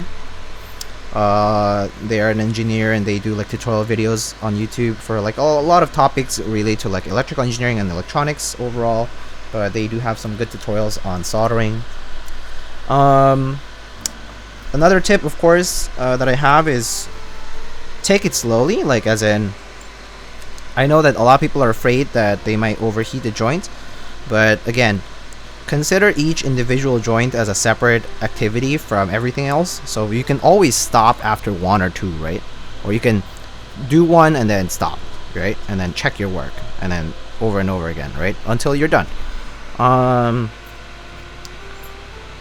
one big thing is, like, if you're getting a soldering iron, I know that there's a lot of cheap options that are simply plug and play, as in like you just plug them in and they just work.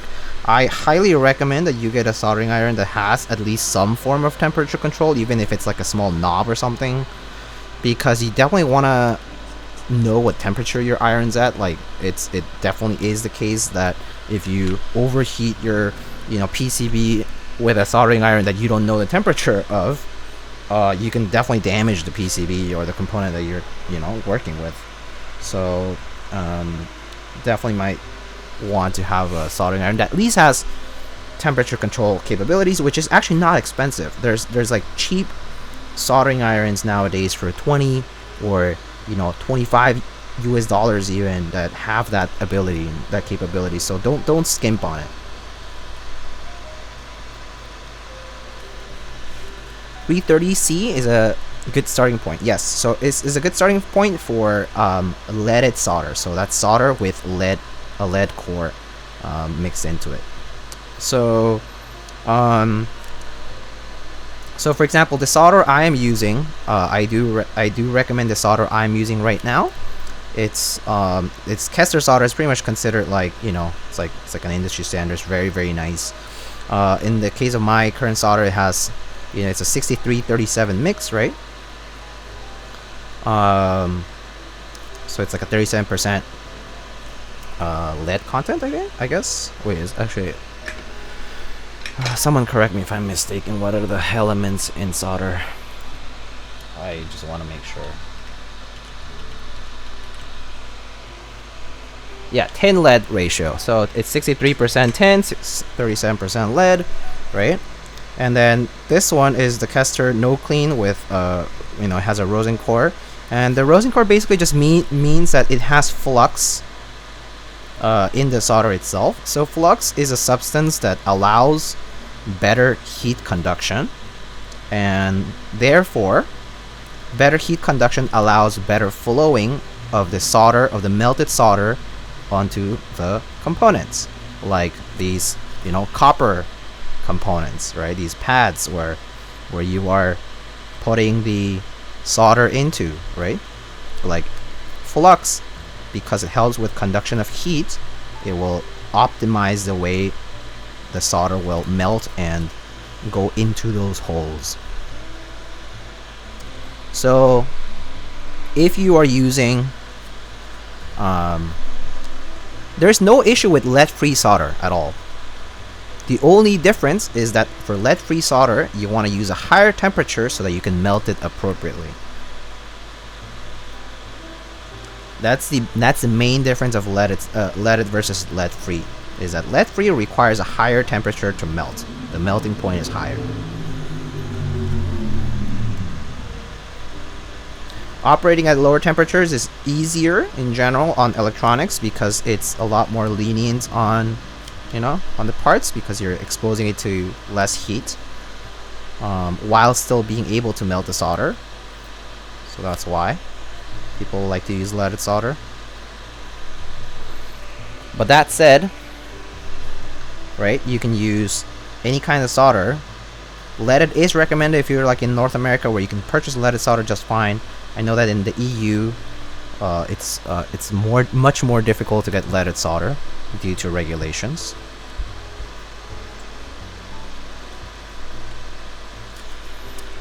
Does soldering iron matter? Is it necessary to get a good one? You need just one that can control the temperature. That's really the main thing. You just want to know what temperature you're operating your soldering iron at, and of course that anything that won't have issues like like you don't want to burn yourself. So as long as it has a nice handle, right? It's safe. That's more than enough. Yeah. So no, you don't have to spend $100 for a soldering iron. You can spend $30, $25 for a soldering iron, and that's not that expensive. How do you clean your soldering iron often? How? Oh, so how? Oh, yeah, sure. So this is my. So in a lot of cases, I might skip this sponsor segment today, but in many cases, right? So in my case here, I have this wool. This is a brass wired like wool. It's basically a bunch of, you know, this sponge kind of thing where you can clean it with metal against metal. So it cleans off the solder off from the tip of the hot iron, right? Why is it pronounced solder in American English and solder in British English? I don't know, because English is dumb. But that said, right? So this is nice because it cleans off the iron tip very nicely, you know. In a lot of cases, people will just say just use a sponge, a wet sponge, where you know, where you're basically cooling off the iron so that it detaches the solder from the tip of the iron. So that's why you know, you have both options. Either is fine. A lot of people say that for longevity, you know, this one's nicer because it cleans it off really nice, like any burnt flux or any burnt chemicals you can just take off. And then in the case of maintenance over long periods of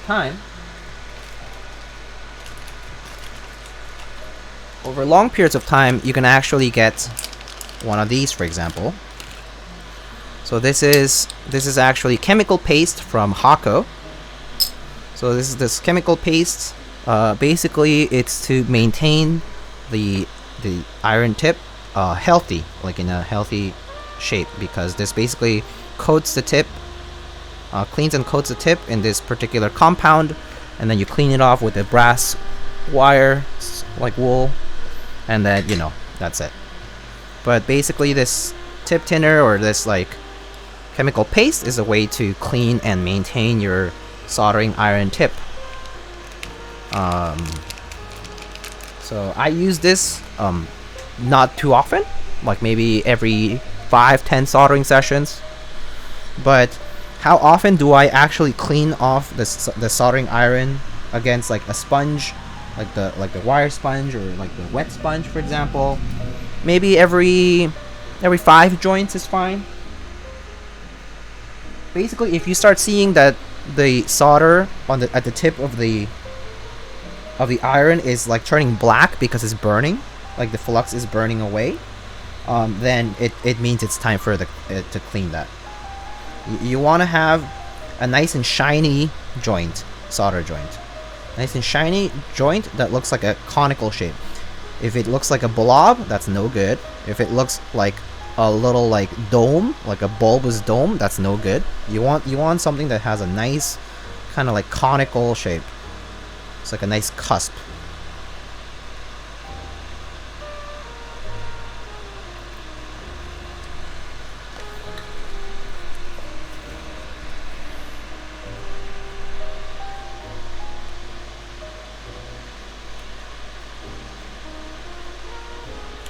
So yeah, a lot of people here have good recommendations and good advice. So hopefully that helps.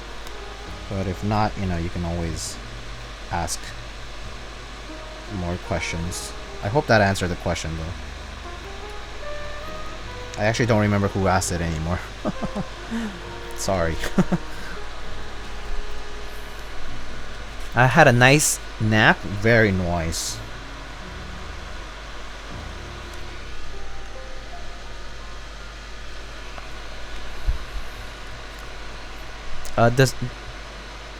Do solder switches sound better than hot swap ones? I think the answer to that is, I personally don't think it sounds much different.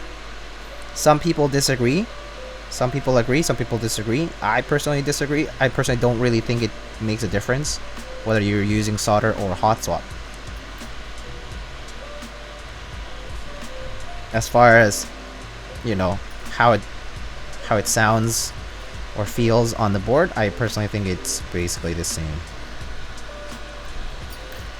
Assuming all else is equal.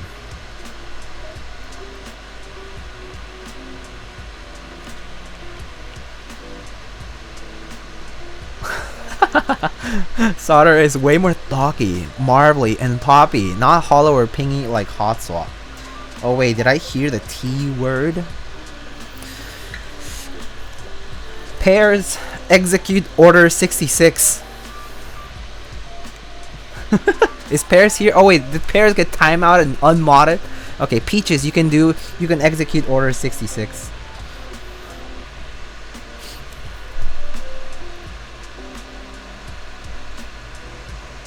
Pairs doesn't have mod? Oh, I should mod him again for fun. See how long it takes for him to be timed out again.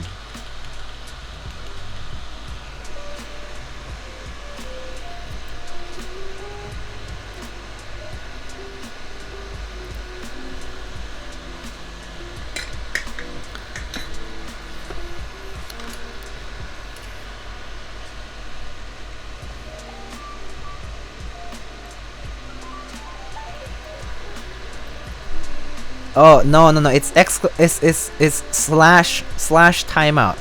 Peaches. I don't think I have exclamation commands for moderation on those. There we go.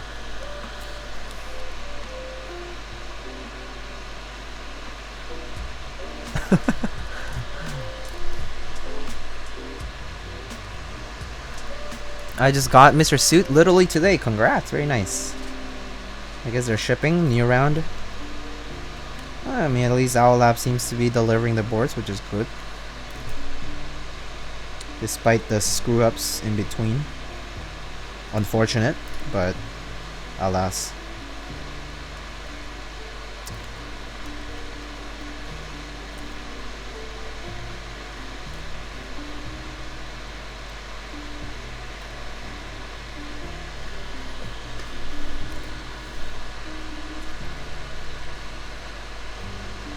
Shame they couldn't do R1 people right with the win keyless mix up. Yeah, that was a bummer to see.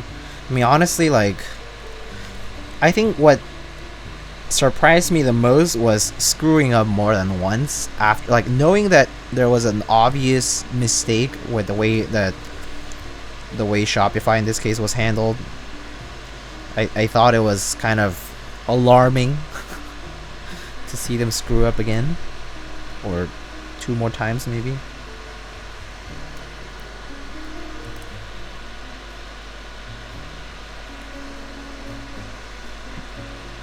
Did I miss round 2?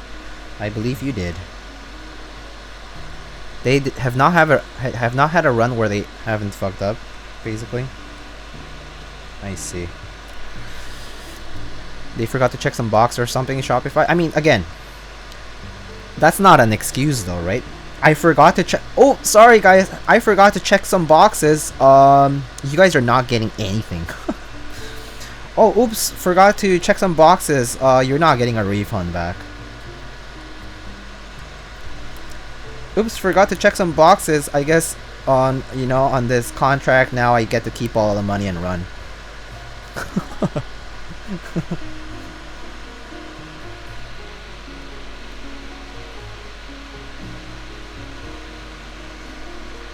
Lost in transit. Damn. That would be awful. That would be seriously awful.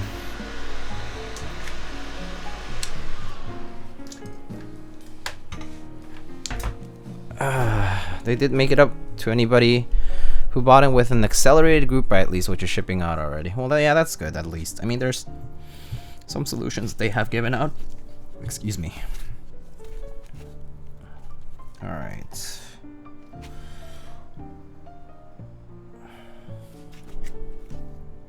Alright, so for whoever was asking about soldering, this is what my solder joints look like. Nice conical shapes, no like bulbous, right? Nice conical shapes, kind of like nice and shiny, right? That's what you want.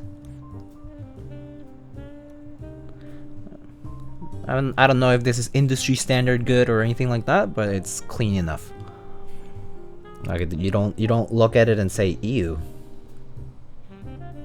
I mean, if you do, that's fine.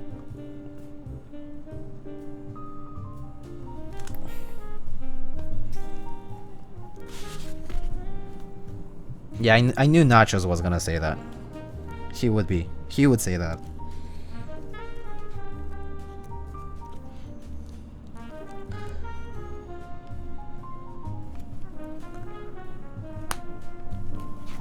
For keyboards, you don't even need conical shape. The switch isn't coming out. I mean, yes. Epsi, do we want to be mediocre here? Do you want me to call you a mediocre person for advocating against a nice solder joint? Please. We have to set the example. Only excellence. Don't dishonor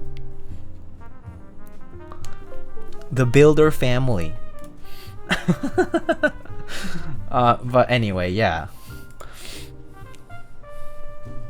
You get the idea.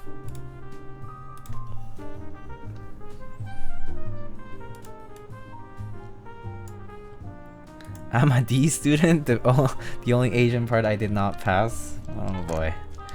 I mean, hey, C's and D's get degrees still. So, you're fine.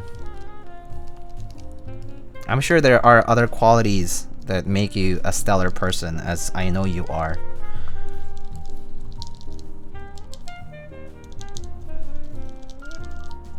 Thoughts on J-01? No thoughts yet until I finish the build, I guess. This is the first time I built one. It's a very nice keyboard though. It looks very nice. The pen rail is a nice touch, to be honest. It's very cool. But I mean, I haven't. This is the first time for me building one.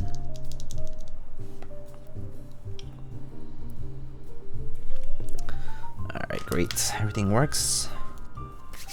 Alright. Get to the real test.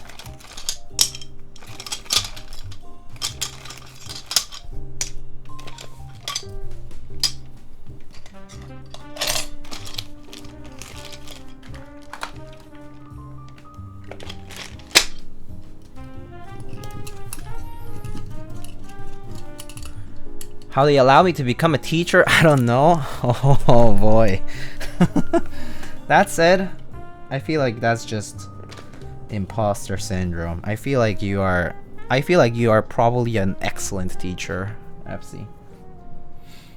Also, an excellent teacher doesn't have to be someone who got excellent grades in school and all of these things, right? Like, it's just like that's not what defines you as a teacher.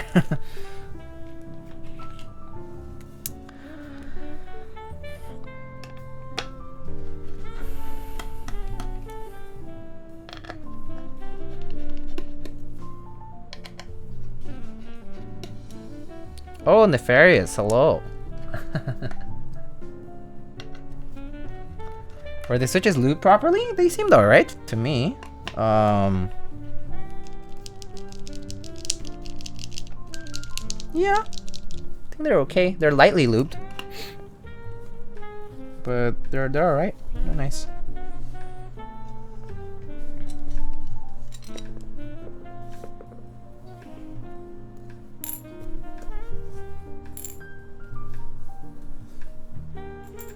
You need to attend tomorrow's quiz? I'll try. What time?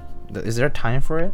I actually never know what time things happen, so you'll have to tell me about that first.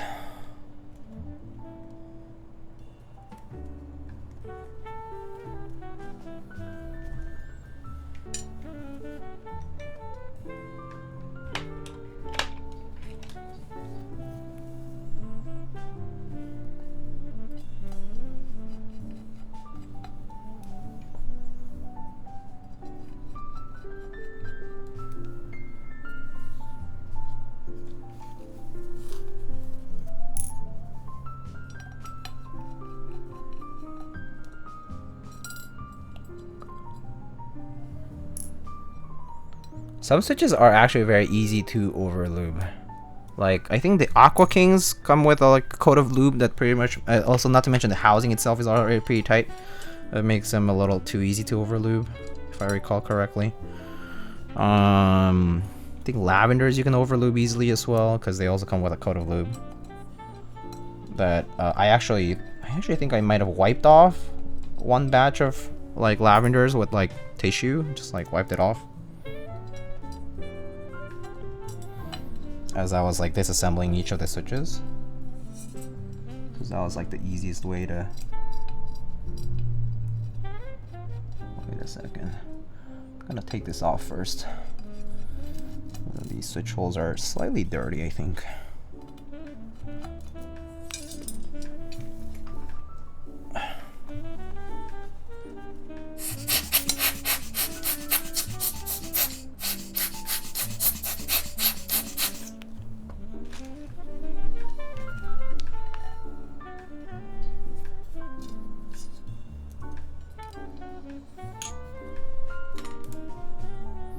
Maybe a silly question. Finally picked up an ultrasonic cleaner for some junk. Will that get lube off switches when disassembled? Maybe a bit of soap? Actually, yes. That is probably a better solution to cleaning lube off of switches than using just like, you know, an abrasive, like, you know, tissue or whatever it is. Yeah, I would say that ultrasonic cleaners will probably help the most. Wasn't sure with lube. Well, I would say that it's going to help. I think it's gonna help clean it off like a decent bit, like quite a lot. I mean, it is true that a lot of the lubricants that we use in our community, I think to actually dissolve them, you need to use what are they called? Whatever those compounds are called, the solutions. So is this hole tapped all the way? It's kind of tight.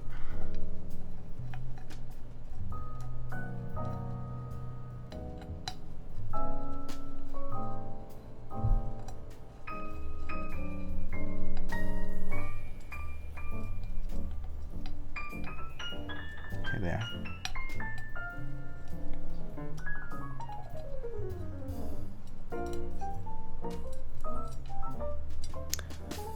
Yo, do you think I should keep trying for the frog or just wait and get Safa? What's Safa? Sorry. I don't know what Safa is. Speaking of, we need to do lunch again soon? That would be nice. That would be nice. Okay, I see the port, so that's good.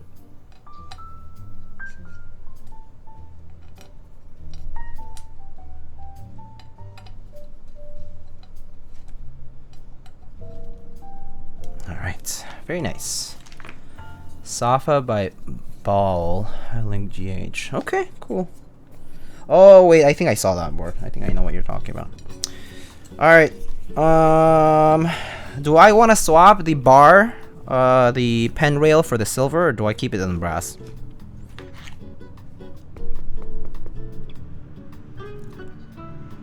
Silver. Silver it is.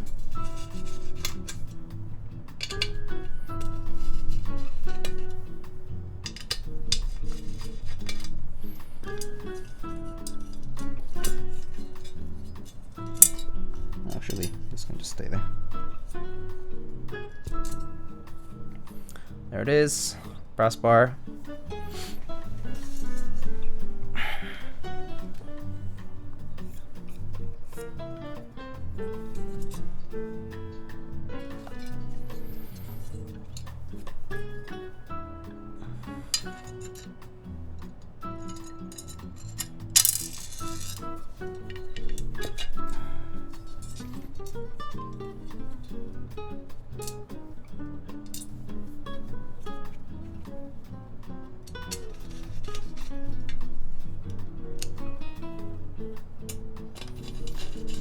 Well, the question I asked about the silver or brass was actually for the owner of the board, so... So, as much as y'all can ask me, it depends on the keycaps, which I don't disagree. I don't disagree at all. It's not my board, so I can't decide that.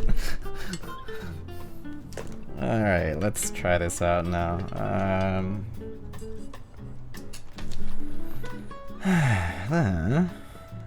Okay. Surely, wait, let's see. Do I want this through here? Actually, I might.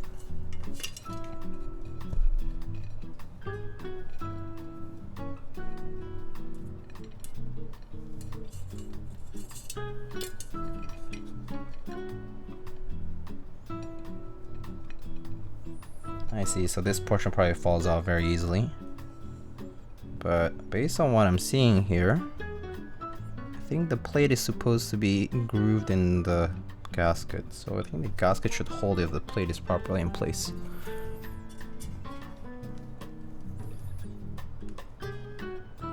So actually, let me try this first before we go there.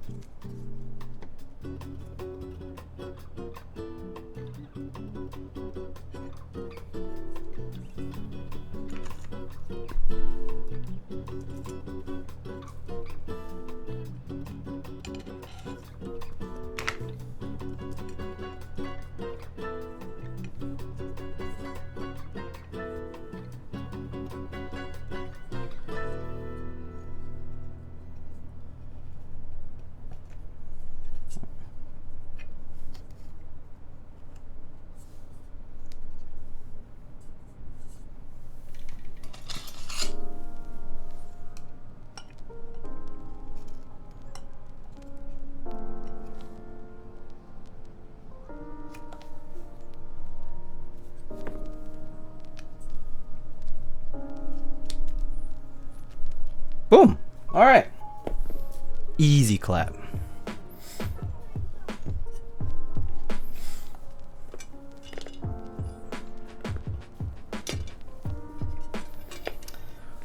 Oh, yo, DT888. Hello, how are you, my friend? How are you? Okay, let's see now. This one goes... Oh, the upside down, sorry. Goes up this way. Looks like it should fit right here. And then I should fit over the rest. Placing it up here is gonna fall off though. So I think I'm actually gonna just put it on top of this instead. It's probably gonna be easier. Because it looks like the board is gonna close fine if I just line it up. Just need to line it up. If it lines up, it'll work.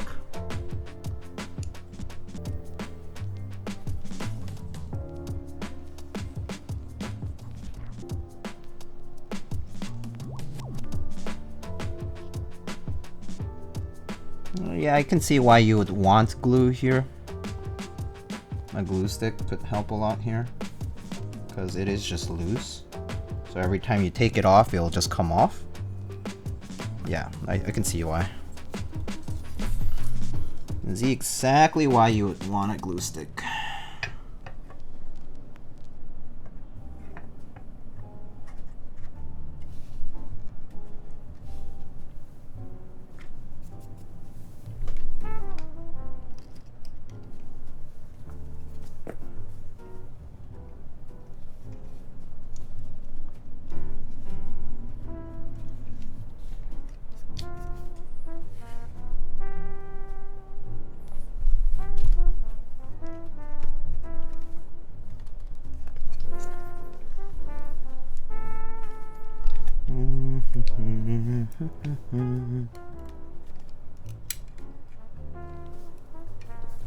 Is it because glue sticks taste good?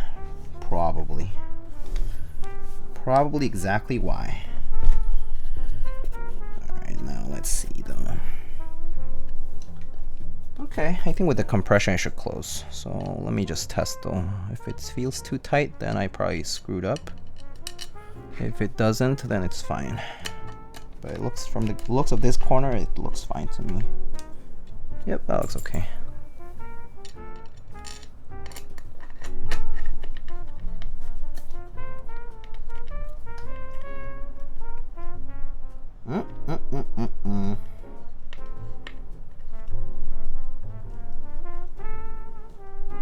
No. The amount of compression happening here is not convincing. It feels too tight for this. Must have misaligned it that corner slightly. Do we just whip out the glue stick? I think that's gonna help. Let's just do that. Can you build without this, without that giant O-ring? Yes, you can. Yeah, you absolutely can. I think I'm just gonna. Let's see. Where's glue stick?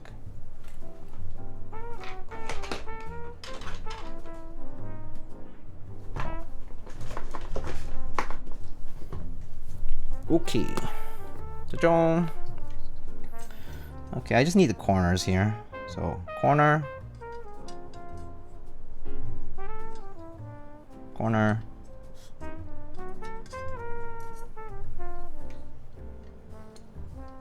Corner. Dead center.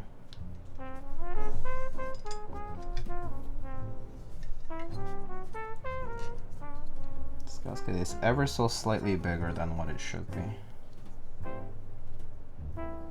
That's fine. Slight bit of tolerance here. Alright. That should be enough glue for now.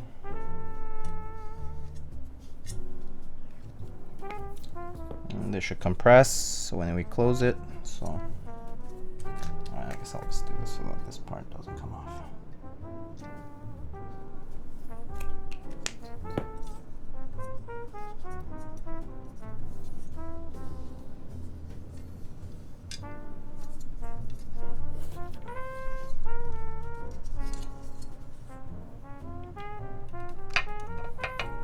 Well, okay, that's fine. As long as the main part didn't fall off, it's okay. Okay, that looks a lot better, I think. Compression on the back side looks nice and even. And the front as well.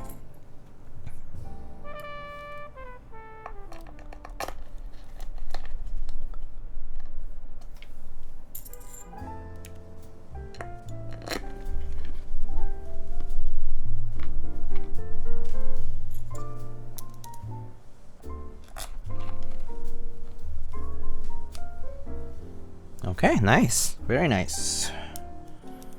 Very nice.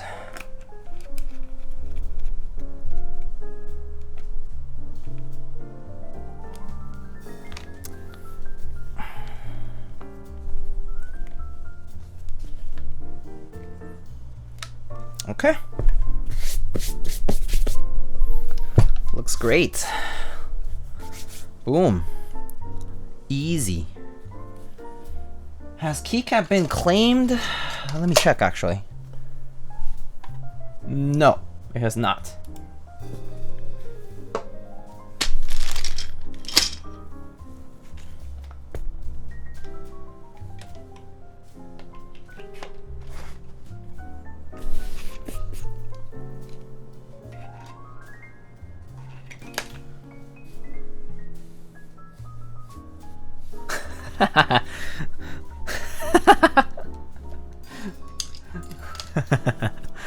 Handlerbite would look real nice on this. I don't think it will look bad. It won't look good. I'm not sure actually. White might be fine. Might be okay. This is all I save my channel points for? Yeah, true. Geister always comes in with the Handlerbite. This is true. But it also doesn't prevent us from putting a different key set on. Because I get flamed every time I post Handlerbite on photos. Man, I get flamed so hard. They're like, oh, professional build, whatever. Makes it look like a Fisher Price board. What else? I've gotten some funny comments here and there. Need to raise those channel points? Yeah, I guess I do, huh? People have become too rich. People are too rich now. It's time to raise the bar. Alright, well, I mean, it's fair game after all, so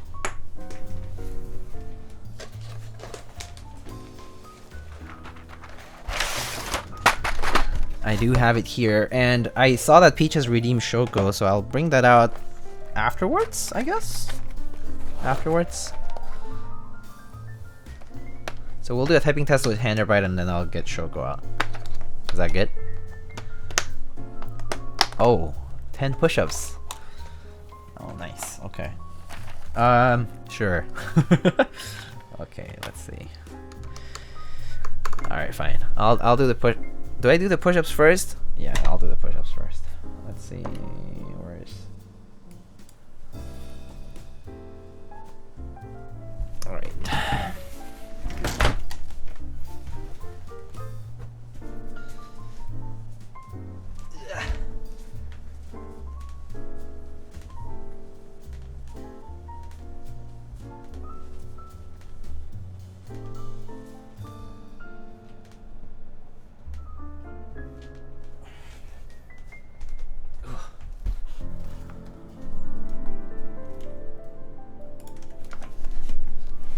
So many boxes. Yeah, it's the holiday pileup.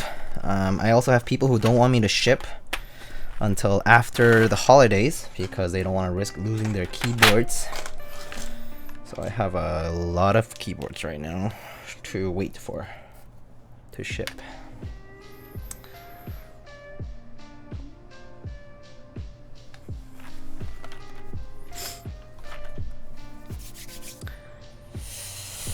All right, let's see.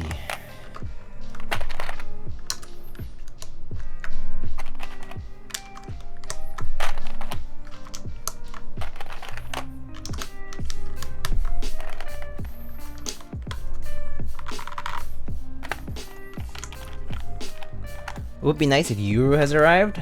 Euro? Oh yeah, it should be shipping soon. So, hopefully soon.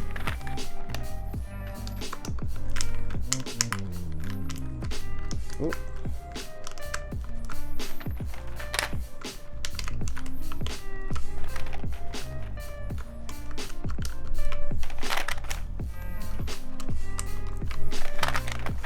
Yeah, Euro would look pretty nice on this actually.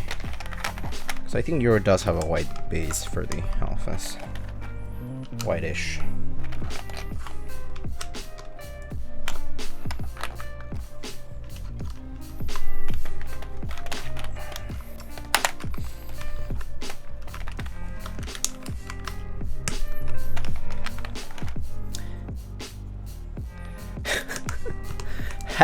Have you spent over 40k on keyboards like Andy Wen? Have I? I don't know. I can check my spreadsheet. I mean, I spent a lot, yeah. I spent a lot. But I probably spent more on artisans than I spent on keyboards, probably. I actually don't... Yeah, I actually probably spend more on artisans than I spend on keyboards, to be honest with you.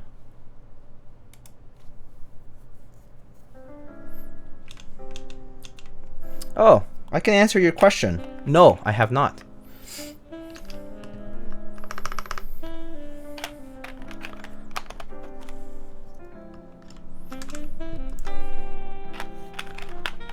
Y'all are some whales, Matt. Respect. Well, so I've been spending money over 5 years.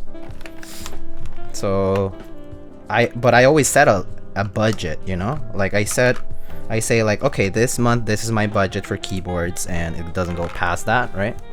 It's that simple. That's basically what I've just been doing for 5 years. I just have a fixed hobby like fund and then that just gets spent and it just happens to be keyboards and then yeah. That's basically how it goes for me, at least. What is an artisan? Artisans are like these. They are like handmade, hand sculpted, and resin cast by hand. Keycaps made by sculptors, artists.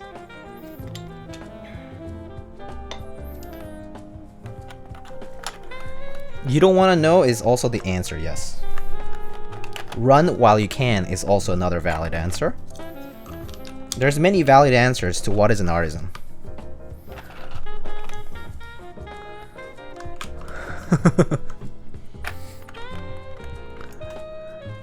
Hope we see 8 artisans on the macro column. That's gonna be a hard pick, but I guess since it's so colorful, we could try that, yeah. Oh, I guess we might as well put the Prototypist one here.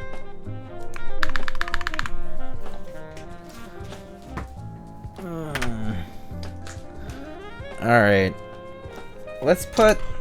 I think on this side I'm just gonna put regular caps because I think we'll keep the artisans to one side. Might look too crowded otherwise. Alright, that's good. Alright.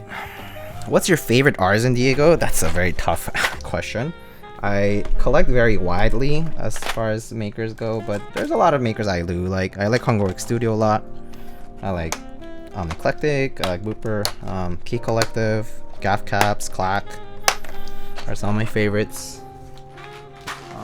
But there's a lot of others, you know, there's Art Key, there's Polymer Salon, there's Death Caps, there's Zorb Caps, there's Hello Caps, TRMK, Blood Caps, Tiny Mix things also collect a lot of. Yeah. There's a lot. So let's see. Let's try to figure something out. Maybe color coordinate. Oh wait, this Corby is just perfect. Okay, sorry, Prototypist Keycat, but you're going out. You're going. Prototypist Keycap has to go. I'm sorry. Actually, wait, no. Do I have a colorful keycap? Actually, hold it. Let's try something here. Let's see. Maybe these two here. How do you get artisans? You enter raffles for them. Oh, there we go. Corby and Kiwi. All right.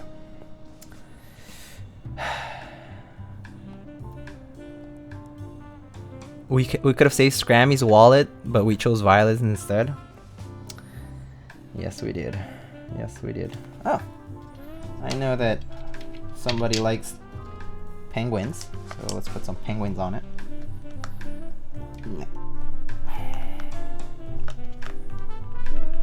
This one's kind of tight. Okay. And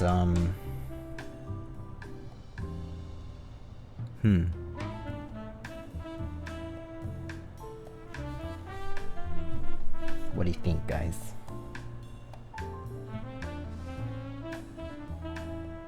The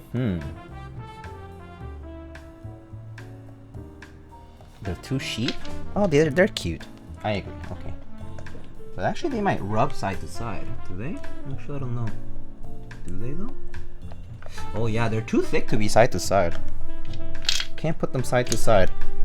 Too thick. We can do let's do these two blood caps.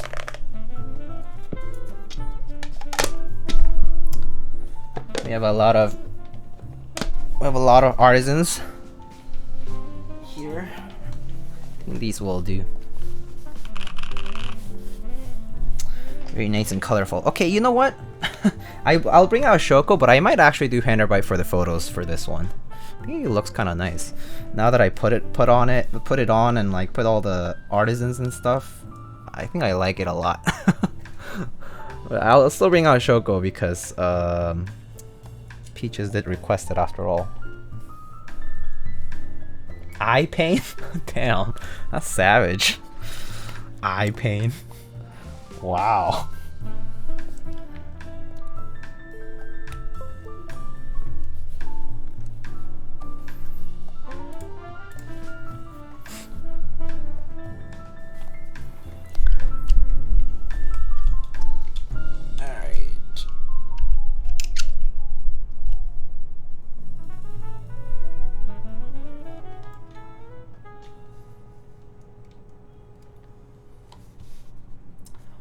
Colorful like yourself, Mr. Chicagoan. Like your kind self. You brighten up my day. Alright. Let's do this. Music. Turn that off for a second. And let's get this. Let's get those points. And all right. Okay, that should be good. Okay, alrighty. That one jazz song, yeah, I know. Drua, your favorite. Like all of them. Alrighty. So today we have Epsilon switches on a FR4 plate on this J-01 limited edition, which is originally the E-white with the brass, but we switched out the brass pen rail for the silver one. Say my name. Yes, these are Epsilon switches from Prevail Co. So that's what they're called. They're basically linear switches, 68 gram progressive springs. Should be like the clacky kind, but yeah, they're linear switches with 205 grade 0 for the loop on the switches and TX films. All right, let's give it a shot.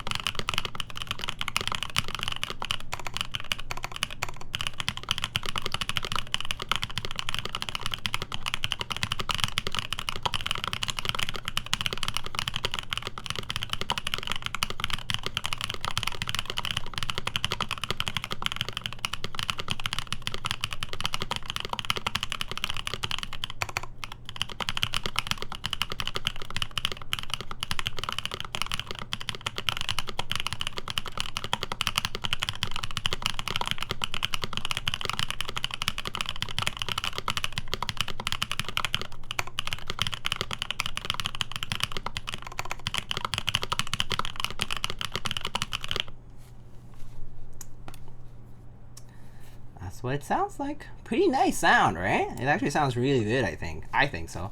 But I like it. I want to try it again. I want to try it one more time. It sounds pretty good.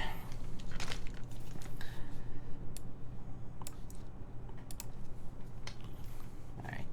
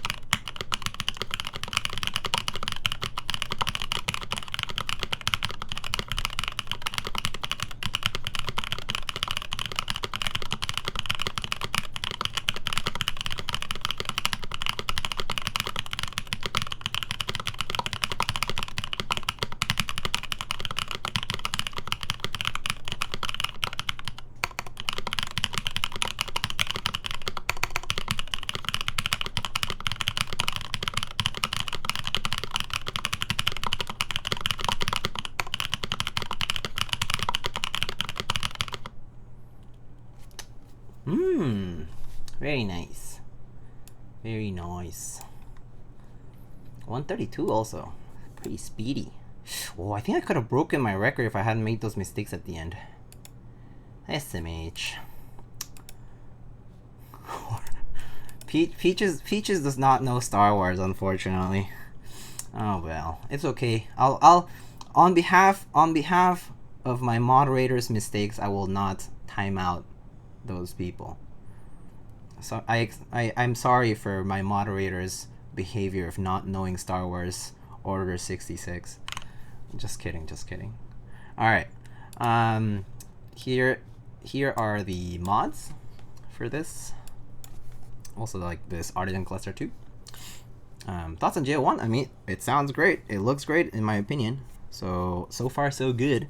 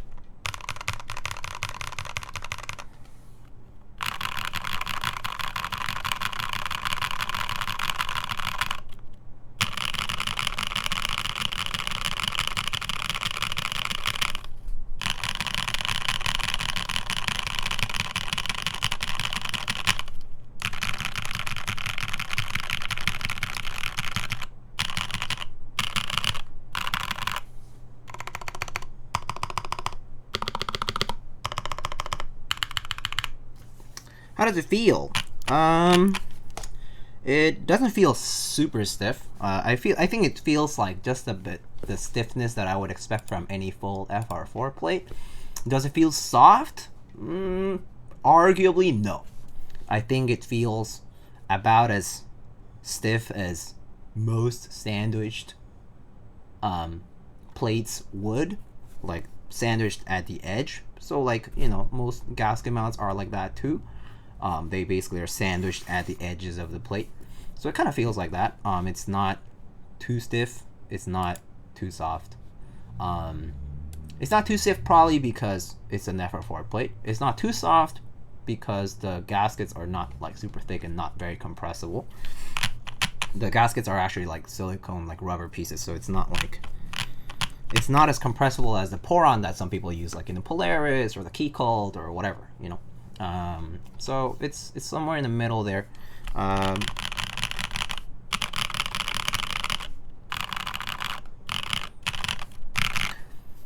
It's comfortable though. Stiffer the better. That's what she said. Anyway, yeah.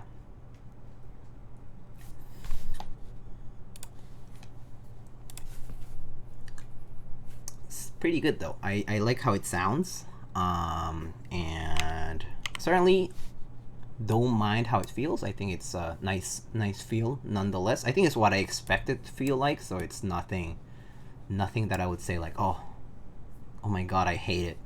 It's actually pretty nice. It's like something I could use every day for sure. And the board itself, the aesthetics of the board are actually pretty nice. The blocker here actually kind of nice because I don't really reach all the way down to the corner like anymore. Really, for most purposes I don't reach down to the lower left corner like this. And exploded arrows, I guess that can help if you're having a hard time finding arrows. Exploded arrows does help.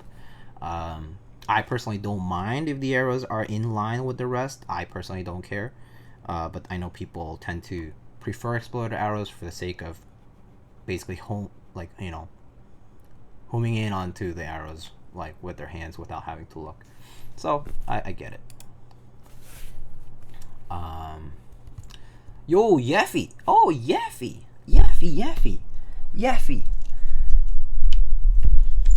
It's as simple as this. The through hole is just a requirement for anodizing. Wait. It's just as simple as how? It's just as simple as how, Yeffy. How do you take out this badge? It's as simple as. No way, dude. No way. No, I refuse to accept this. There is no way. Okay. Alright.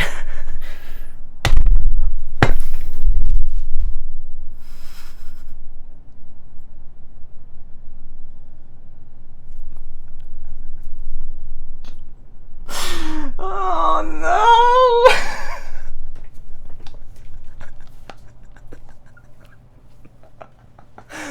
Oh my god.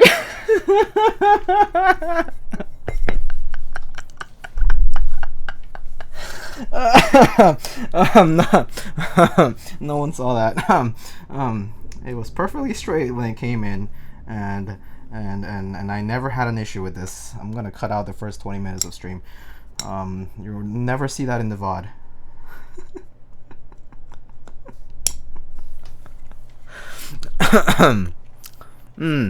Yes, of course. Yeah. I totally knew this. I was just testing you guys. How many? I can build keyboards, but clearly, new artisan displays are a novelty for me. New engineering concept to learn, trying to adapt to new technologies coming out, coming out with the times, and we're trying to learn and improve. That's what we're trying to do. That's right.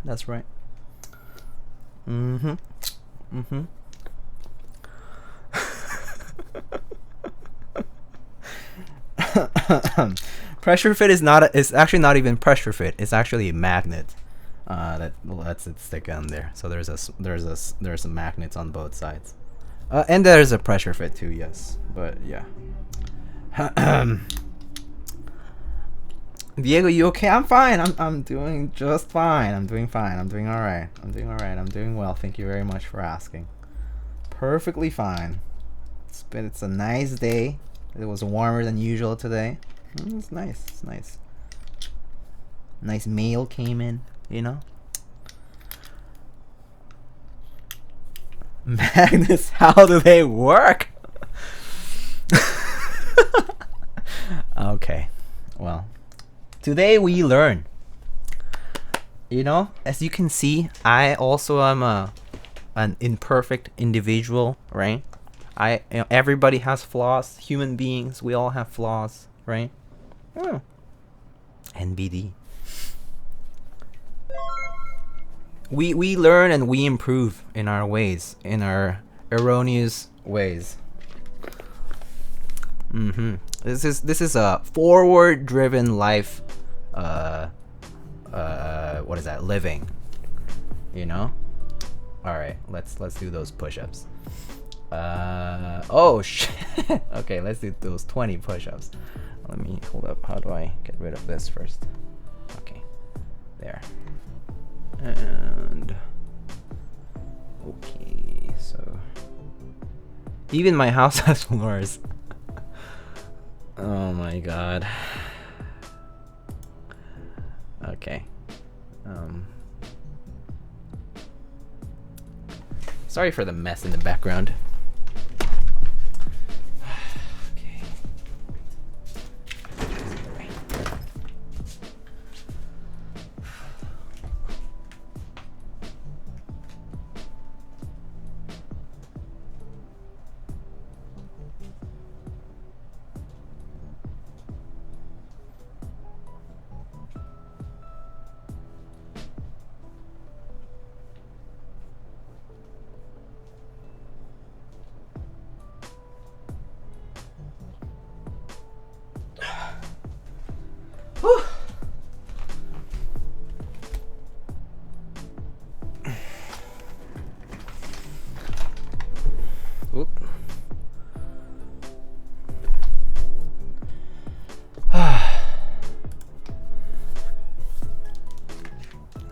Too strong, not strong enough for a magnet. Not strong enough for a magnet. I can't believe it. God damn it. What do you think of the 7V? Oh, 7V is a wonderful board. Personally, I think the plateless build that you can do with the 7V is spectacular. That's the thing about the 7V that makes it really shine. Aside from the actual design. But that said, you know, if you like how it looks, I can tell you that at least it sounds and feels pretty good. And a lot of people will probably tell you so. Best colorway? I personally am pretty partial to the gray one or the blue one, but some people like the white one or the other, or the black. Was it black also? Was there 4 colors? I forget. Does the 7V PCB have flux cuts? No, I think. Or was it yeah? Oh, I don't know. I don't remember. It's been a while. It has the leaf spring thingies. Yeah, it has the tabs that hang around the case. That makes it really flexible already. So you don't need more than that, to be honest. Building the keyboard harder than 20 push-ups, yeah. Try hard.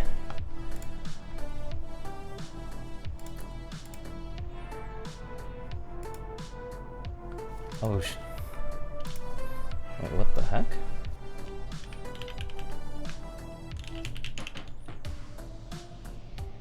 Huh.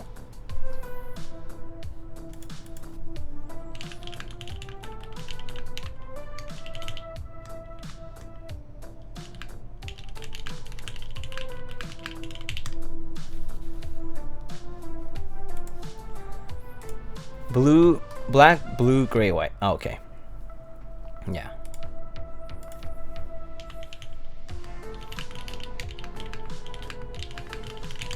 Oh, what's the mix? You mean the music? Oh, it's from Game Chops. Yeah, it's probably the Lost Woods track from Game Chops. I think the album for this was their synthwave album. It's more recent, I think. It's pretty good though. All right. So what are we doing now? Oh, Shoko. Do we still want Shoko on this, Peaches?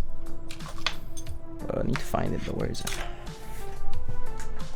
Where did I put Shoko?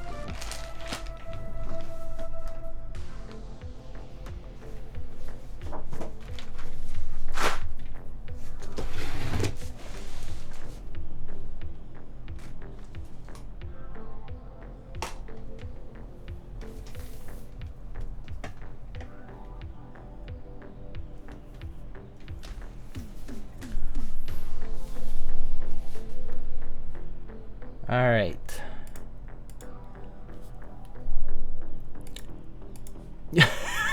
Yes, please. Okay. I'll be right back.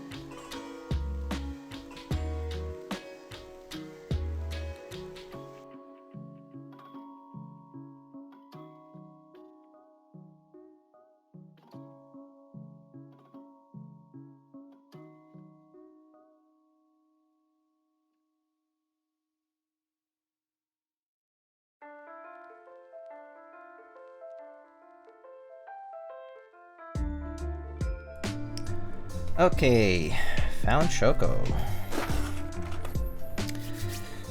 I guess we'll keep the artisans on there for now. Plug this for a second.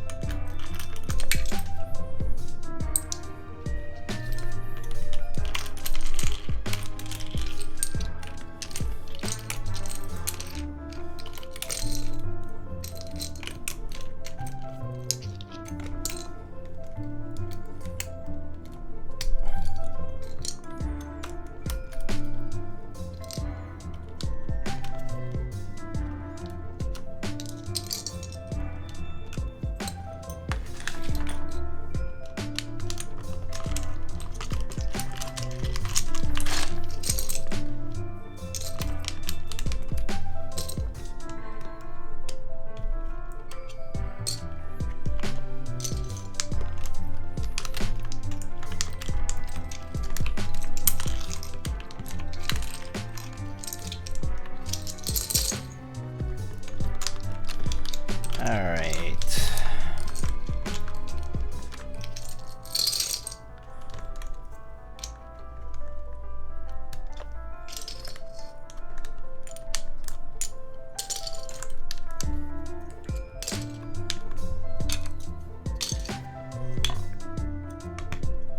Hello, pray, hello.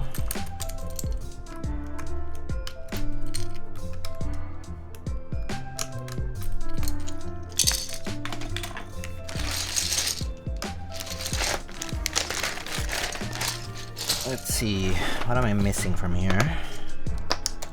Pretty sure I'm missing some of these keys on the side.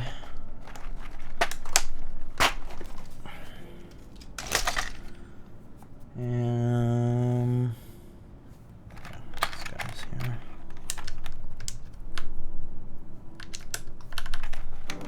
The artisans might be a little too distracting for this. Are those creamsicles? No. No, nope. They are not.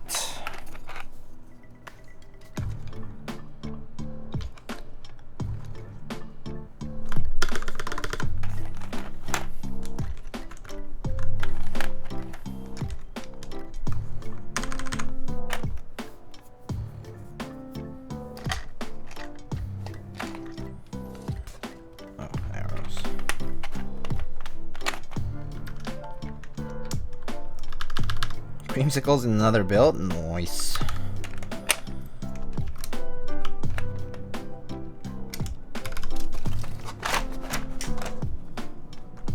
What is the cap on the bottom right of the purple artisan box? You mean this one? That's a banana. Bottom left? This one? This one's called a kiwi by Key Collective. It's literally like the fruit. Yeah. The maker's not active anymore, but it's possible to find, but it definitely is more difficult these days.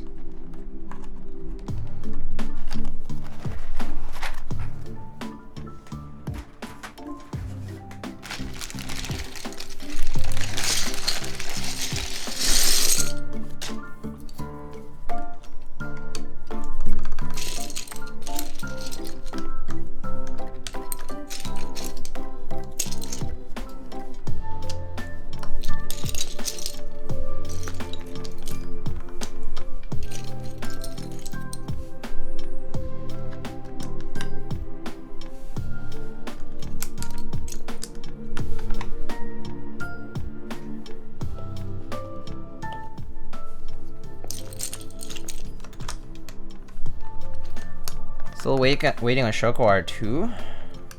Actually, I don't remember how long it's been since that buy, but it's been that long, has it? I remember it was first like put up kind of preemptively, and then they actually put it up for group buy. Molders? I forget. Oh, Murrays. Murrays. These guys? Those are Murrays. Yeah. How do you feel about Kona? I feel like they could be a more organized vendor. I think that's the only issue. It's not like they are scamming people or whatever. I just feel like they could be better at corresponding and just organizing things. I just feel like sometimes they're a little disconnected from the community. But that said, I mean, they're still a vendor who's actually selling products. So at least in that regard, they're fine. You know, not the best.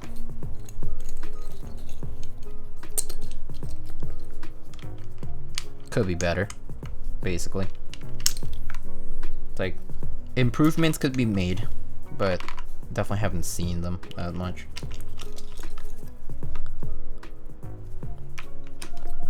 Still laughing at the bash situation. I know.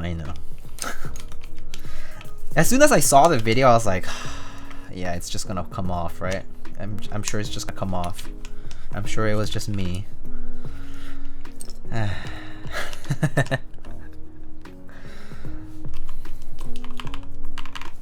Oh shit, forgot the regular caps lock.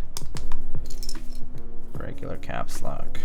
Forget that people sometimes don't use stepped. I'm so used to step now.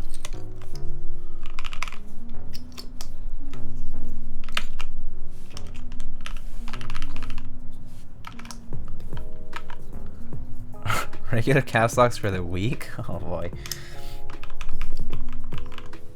Hola, señor Lightning, Juan Tagon. Hola. Hello. How are you? Okay, I think these are just other stuff you don't need. Just need a caps lock and I guess an escape would do.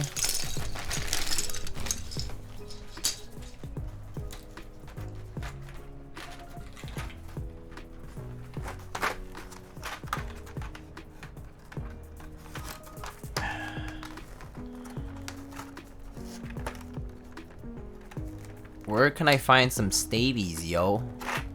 I mean, other than like Mech Market at this point, because you have to wait until they're in stock. They're not though. The silver bar looks like it has a blue hint.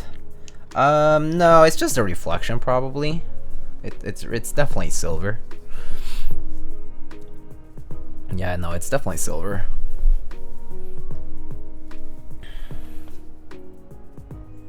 They're updating Staby design right now? Yeah, they are.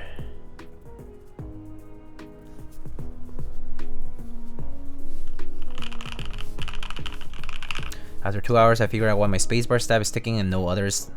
The stacked 1800 bows upwards once it's fully built? How come? I don't understand that. Bows upwards? Like, because of the plate doesn't match it? Or like the pieces don't fit together properly, rather?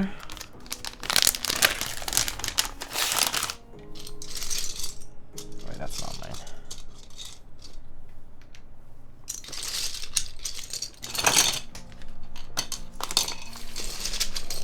Stack or collects the whole thing? What? So like you're saying the tolerances are off? I imagine maybe one of those whatchamacallit,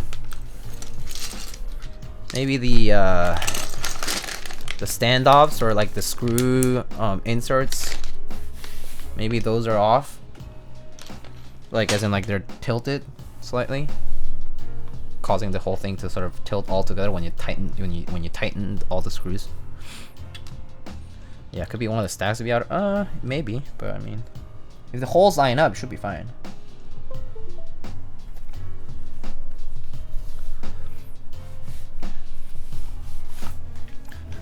Oh, it's kind of bright. Maybe this will help. Actually, yeah, no. How does that look, folks?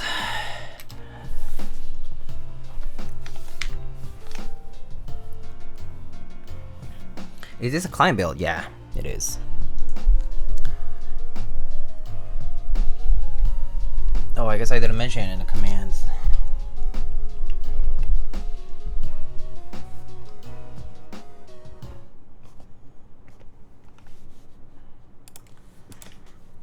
Oh, wait.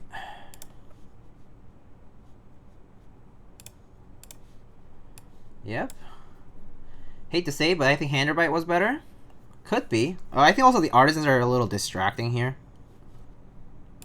But that aside, like if the artisans weren't here, I think it look fine too. I don't know. Looks good on white too though, Shoko, in general. Like, I mean, I did it on the 7V a while ago, and it looked really nice too. Alright. Gonna try it again here. You guys have already heard it, but one more time for those for the stragglers who just arrived, or for those who, you know, didn't listen earlier. Thoughts on the Maja V2? I mean, if it's similar to the V1, it should be nice, I think. The V1 was pretty nice. I I enjoy the builds. I did it for the Maja a couple times. All right.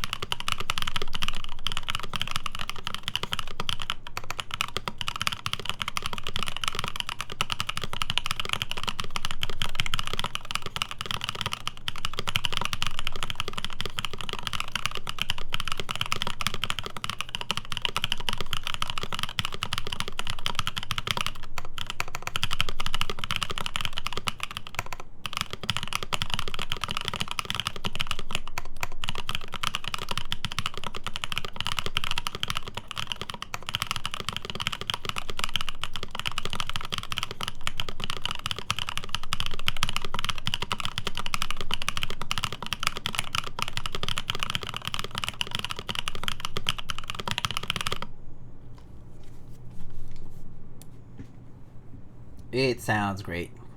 It sounds really nice. How does it feel? It feels good. It's not too stiff and not too soft though, is what I basically was saying earlier. It's like the gaskets are not like very compressible ones, which is fine. So, but it's like softens the blow still. Like it's still pretty nice. But it sounds really good. Overall, I like it. That's what I can say. Again, mods, if you didn't hear them earlier.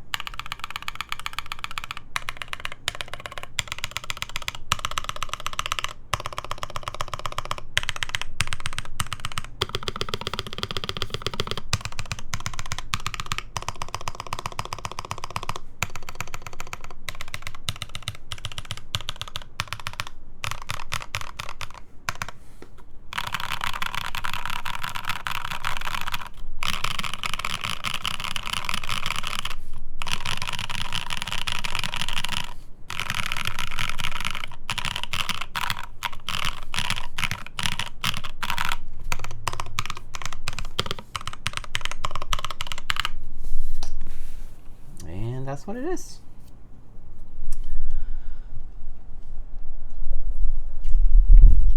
Sorry about that. Oh yeah.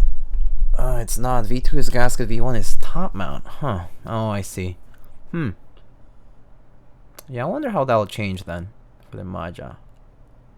But I mean, the rest of the case is pretty similar though, I think. So hopefully it's fine. I mean, but the layout is going to be the same, right? So yeah. I mean, I think the V1 Maja was pretty nice though, the Maja Ergo. It's enjoyable.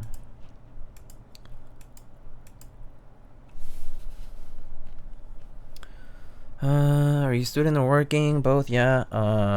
What do you do? I work in research, biomedical.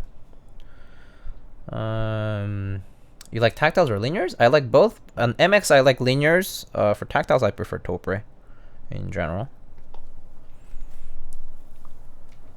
Yeah.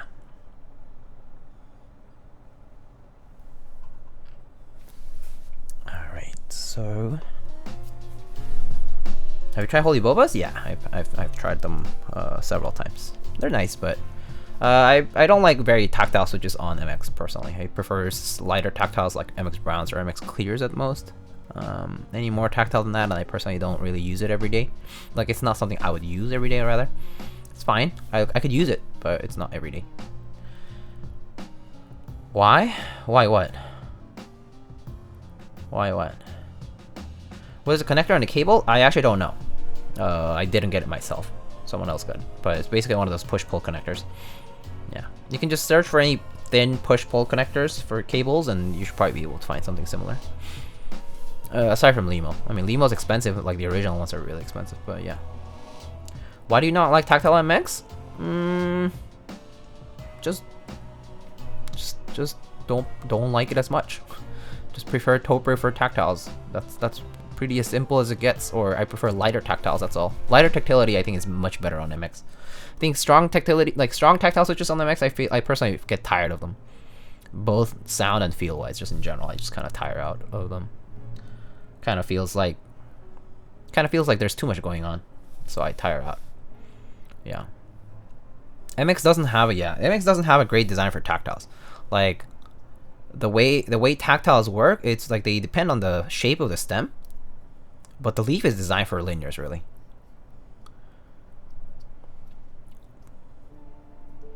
And like basically the way we've accomplished much better like much more tactile switches in general is that we've also changed the the shape of the stem, but people have also like messed around with the leaf, with the switch leaf, the metallic one, like the way they bend it and stuff. But it's kind of like it's like just like hyper extension of that.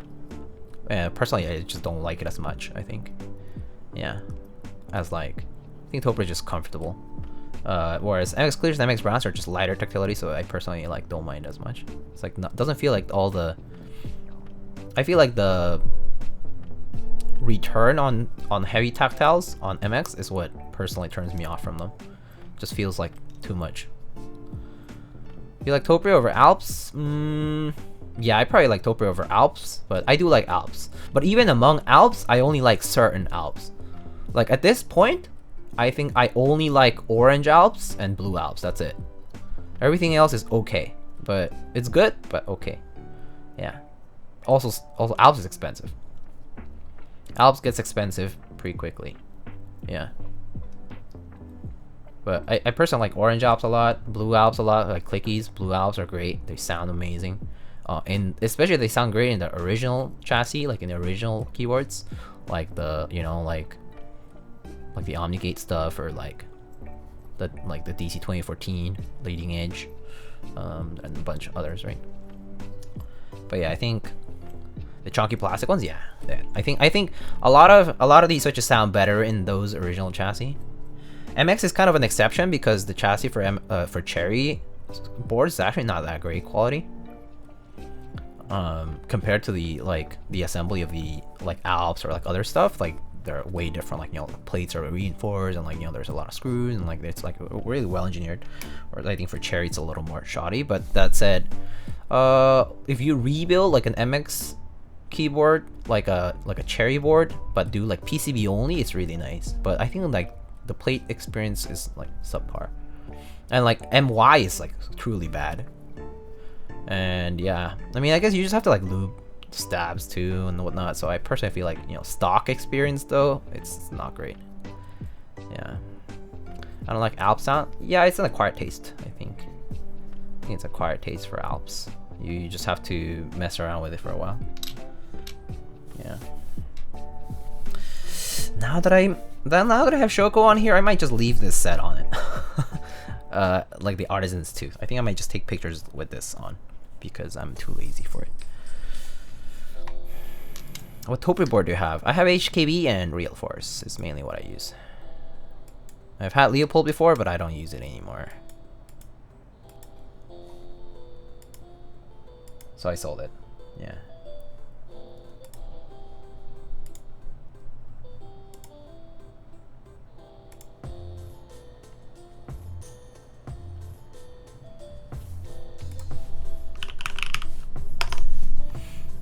No Norbauer? I did have a Norbaforce. And I did have a Norbatouch and a Norbaforce before. I ended up liking the plastic experience more, so I sold them too. Yeah. But they're nice. They're super nice enclosures. Yeah. I actually do have a Norbatouch case, but I don't have a Nobatouch anymore. I actually just have a... Oh, actually, I want to show that on... I want to show you guys that. I was gonna just record it, take pictures and stuff, but I was gonna show you what I did with that.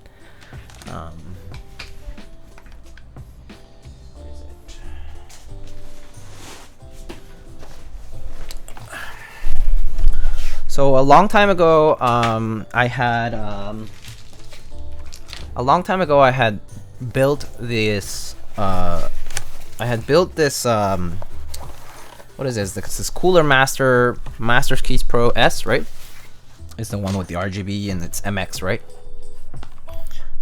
So I decided to put these palm keycaps on it, and it looks great. And this is the Norbatouch case I have, one of the Pi Edition ones. I got it for a good deal a while ago, and this has MX on it. The only thing I didn't like about when I first rebuilt it, like you can actually look for a build stream on this. when I rebuilt it, I used Helios. So this one has Helios right now. And as you can see, it's north facing. So if you use cherry profile and north facing switches, the problem is that like the home row or like maybe like this row, R2 or R3 maybe, they tend to they collide with the switch housings and kind of cause like an unpleasant sound. Like it's not very pleasant. So yeah, this has a Master Keys Pro S, and so I decided to put OEM because OEM does not collide with the switch housing in that sense. Cherry is just a tad lower than OEM, so it's not good.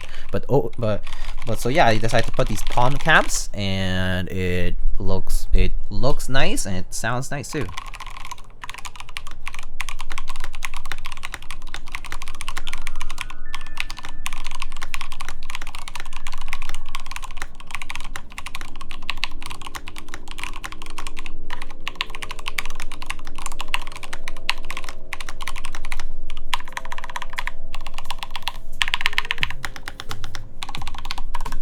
So yeah, so the reason I did this was because I'm actually gonna use it for work. So yeah, I felt like the blue, the black key set was nice and inconspicuous. OEM profile solves the problem I had. I don't have to desolder this and do different switches or anything. The Helios actually sound pretty good with these caps, with these keycap set. So I'm very pleased with how this ended up turning out after making that choice. So yeah, it's the only Norbauer product at this point that I have left now. I used to have a Norba Force, and a different Norba Touch. I used to have the warm gray one that originally sold, like on the first round, I think. But I sold that with the Nova Touch I had with it, a long time ago. Yeah. But yeah, that was nice while it lasts. That was actually the Nova Touch I bought at my first meetup. That was the one that I put the Norbauer case into. I put that into the Norbauer case, and then I had that Norba Touch for like a year, longer, yeah. And then I ended up changing it, selling it so that I could buy something else at the time. But yeah, which one is your favorite of your HKBs? Actually, I do have a favorite. Yeah, I like my Pro 1 Black that I have. It's like lube with like a Krytox oil, I think. And it sounds really good. It feels and sounds really good, and also the look is really clean because it's like the blank one. So that HKB I like the best personally.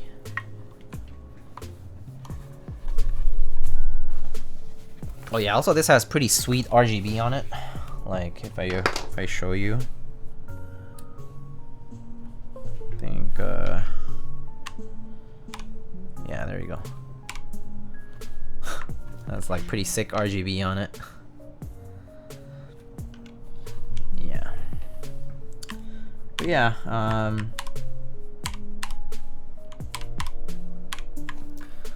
gamer mode at work. People leave, boom, RGB on, baby. Let's go. But yeah, so that's the idea though of this. It'll be a nice TKL for work. I used to just use a real force TKL at work, but yeah, I kind of wanted to try something new, and so I decided to do this. But yeah, not bad, right? Not bad. HKB tweeted about releasing color blanks for 25th anniversary. I know they tweeted about it and they never did anything afterwards. Have you done hand wire before? I have hand wired before. It's really tedious and I will never do it again. Probably, yeah. It's a waste of time. There are just so much more out there that hand wire is just a waste of time. Like, you can probably engineer your way out of hand wiring stuff. Spend more time doing something else, make something that prevents you from doing hand wire and make it better. So I wouldn't do hand wire again.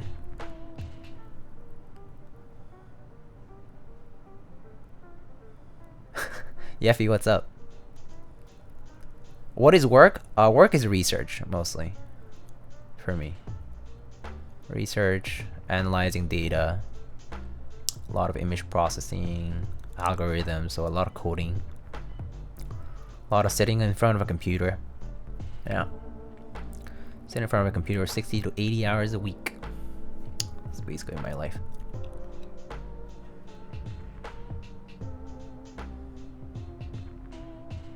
What's your build queue looking like? I got a dolphin I want to build and send you a screw tray. Oh, build queue is somewhat busy, but I can get to it, Yeffy. The only thing that I'll say, like, the reality of doing builds is that streaming builds is the bottleneck for me. It's the stream time, because streaming requires three or 4 hours. Let's say like anywhere from 2 to 4 hours continuously, right? For me to stream, so I need to like put that time aside. That's much harder than doing it like offline, where you can just piece it together at different times of the day or different days even. Yeah, but yeah, I'm absolutely I'm happy to build it, dude. I mean, you know where to find me. Just we can talk about it. Just shoot me a DM. Mangoes. Diago, hello. How are you, buddy? What's up, man? It's been a while, actually. How are you doing? How's life? Hope you've been alright. I ran out of water there. Life is aight. Busy, I assume. Surviving? I know, dude. Just taking day by day. That's life now.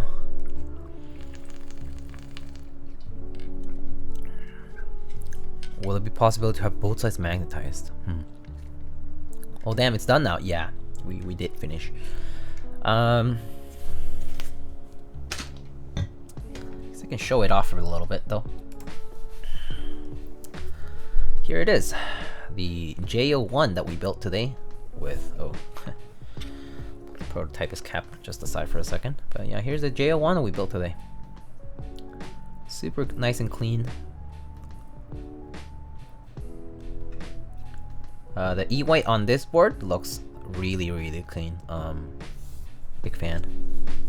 How's it sound? Oh, you can ask people. It sounds really nice. Pen rail, you can see the nice profile on the side. It's very nice. It's relatively steep, actually. Actually, I don't know how steep. Might be like 8 degrees. I don't know. 9 degrees, maybe even. Here's the back. There's our USB port. Pen rail visible. There's the bottom of the board. And then the side again. Here we have Artisan, so it looks a little taller. 6.9 degrees got him. Or is it 669? But yeah, it looks very clean. Yeah, I like it. I like it. I think I could use this kind of layout, but it definitely takes a lot more space on the board than I prefer. But I mean, it's pretty nice still. I mean, I do have boards that take a lot of space. Like the Exant is like ridiculous. Yeah. What's your favorite keyboard? There's so many I like. Like to name a few, like I really like my Thermal. I really like the 356 Mini. I really like the HKB, the Juby. The Keycolt 160 is really nice. The TKL is also very nice. JMV2. There's quite a lot. I like the Prophet a lot too. I use it every so often. Do you get Thermal Plus? Yeah, I should have one coming in at some point. Yeah. What is your favorite mouse? Right here, MX Master 3. I use this for everything. I know it's heavy, but I use it for everything. It's just so comfortable. I love the side scroll wheel. And the gestures on Logitech on this, I absolutely love MX Master 3. Soya, yeah, Soya's a nice colorway.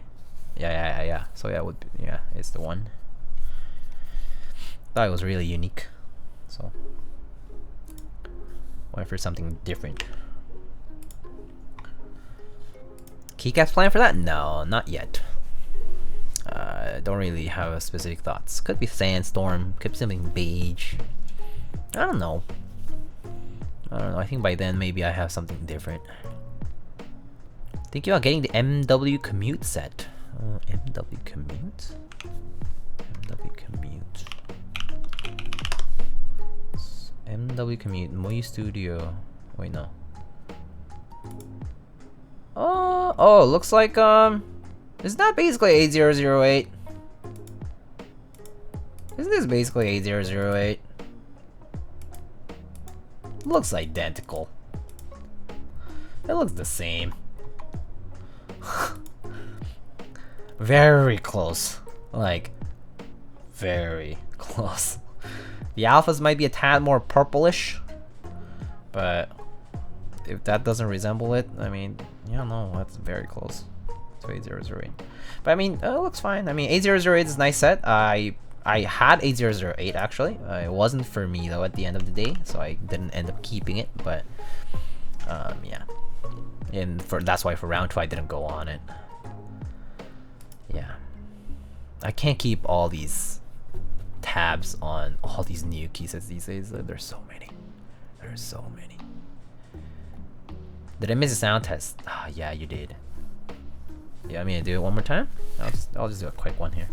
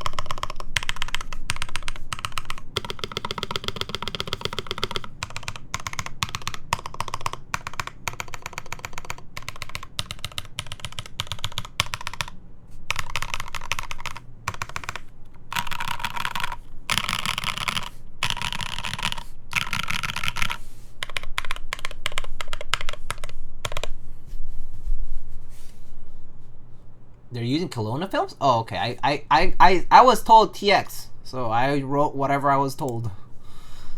So yeah. Damn, missed it? What? Really? You missed it? I mean, I'll just do like 15 seconds. Fine.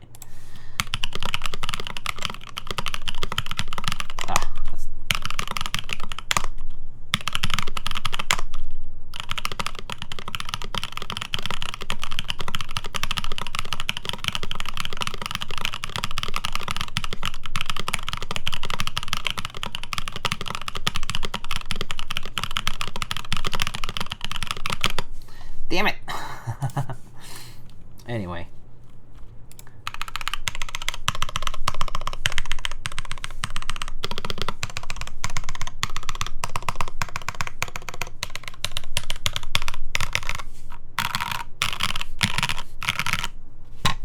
Oop, there we go.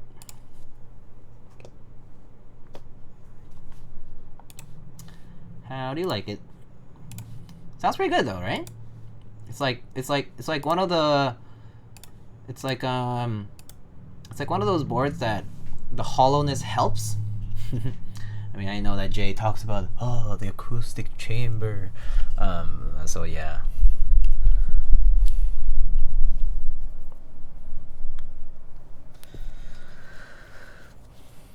But yeah. Are you like how the switches sound? Yeah, no, they sound pretty good, right? I do like it. It sounds hollow. Yeah, but it's like the kind of hollow sound that like isn't bad, you know. What is the ugliest keyboard you've seen? I don't know. If it's that ugly, I don't think I would remember. Ugly, if it's ugly, you know, like it wouldn't stay in my memory. I try to get rid of the crud in my life. Ignore it and move on. It's a life philosophy. Just, you know, why keep in your head things that are bad for you? Just move on. Is a type of hall that gives character? Yeah, it's nice. Does that watermelon have a shotgun gun? It has 3 seeds, yes. Just 3. No shotgun gun. You like the Beak 65. Oh, wait. Oh, is that the one that Alex did? The one with the humongous back? With the humongous knob? Yeah, I remember this. No,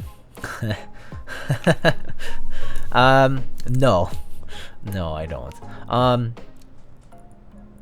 also, sorry about chat box being absent. The reason I don't like it actually is not just the shape of the bottom. I personally don't like keyboards that have knobs on the right side of the keyboard. It makes no sense to have a knob on the right side. Why do you want the knob on the right side? Why? I'm using my mouse, doing work. I want to do something with a knob. I want to reach out to it with my left hand, not the right hand.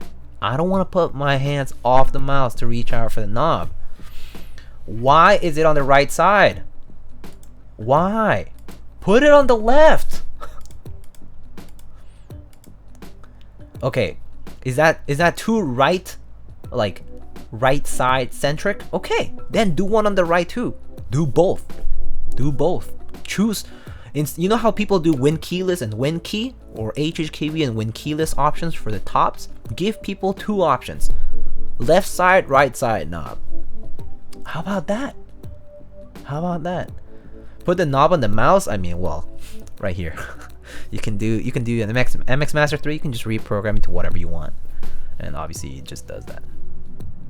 I want to say something lewd, but Peaches might ban me. Just say it.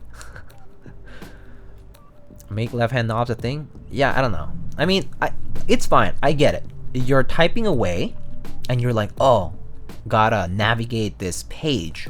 Whoop, whoop, whoop, whoop. Or volume. Whoop, whoop. Okay, I get it. But I tend to actually there's a reason why my amp is on the left side for that reason. Because I can do this while I'm still doing work. But yeah, left side knob I think is the right thing to do for a knob if you're a right-handed person. I just feel sometimes fiddling with your knob is better with your dominant hand. Ah, I see. You know that that GIF, that video, the guy polishing away. Anyway, we all know where your right hand's actually at. Jeez. Anyway, that's just my opinion on knobs, though. That's just fiddling or bust. Do you lift? Your forearms are jacked? I used to lift regularly, but I don't anymore these days. I've been a little too busy to lift regularly, or rather, I feel like I paid for the gym and didn't end up going enough that I don't go as much anymore. I just do core, I run, things like that. Yeah, I did taiko playing for a while too. I did taiko playing for a few years. Taiko is fun. Some may argue when you touch knob with the left hand, it's called the stranger. That's a good one. I've been too busy to live. Oh, that got grim pretty quickly. No, I've just been too busy to go to the gym as much. Yeah. Anyway, Pancake Destroyer says, "You hello, first time chatter," and just came in with the "you." All right.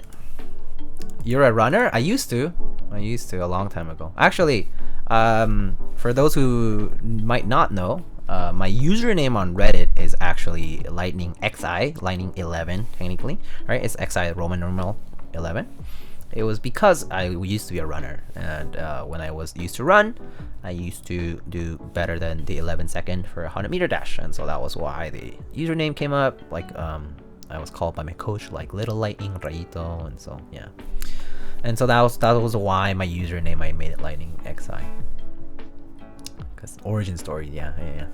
But that was why, because I was hard at knees. Oh, not great actually. Thanks for asking. Just being a sprinter, yeah, definitely fucks up your knees. But yeah, very true. But that was a long time ago. When I was much younger, like when I was a teen. Wait, what's this emote?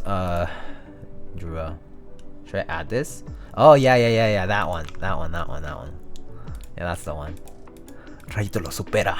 Pasa segunda. Primera y ganar. Rayito, Diego. Yeah, I know. I mean, that would be what the race is like. I wish, but I lost some qualifier round at some point, and yeah, that was the end of my athletic career. And then I got injured, so I stopped, and then became a stronger weeb and a nerd, I guess. Studied harder after I ended my athletic career.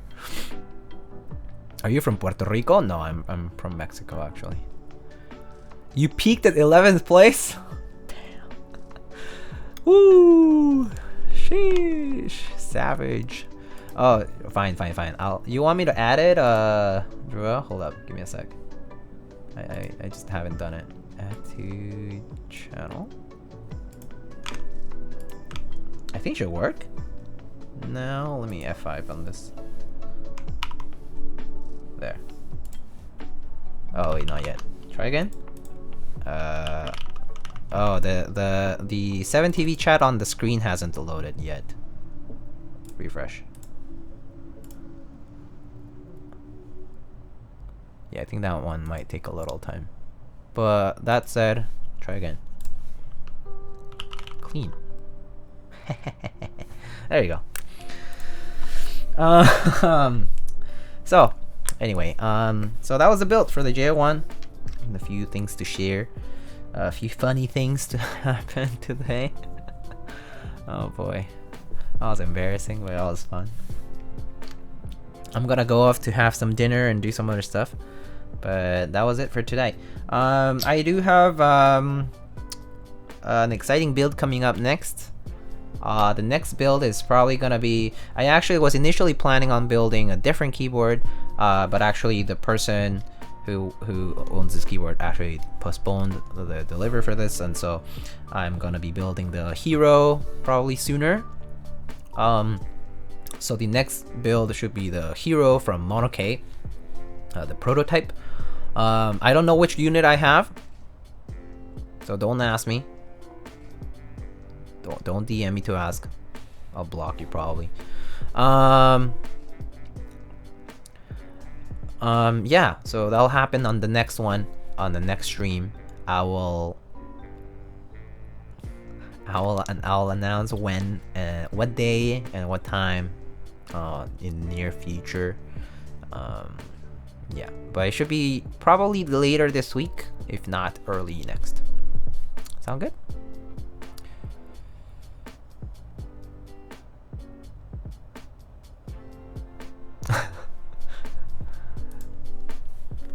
Anyway. Will you touch your unit with your right hand or left hand? Somebody said ambidextrous fiddling, so maybe I should learn that skill.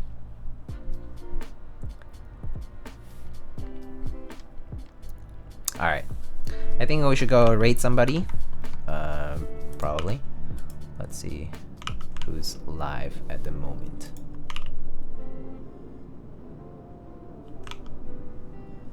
Let's see.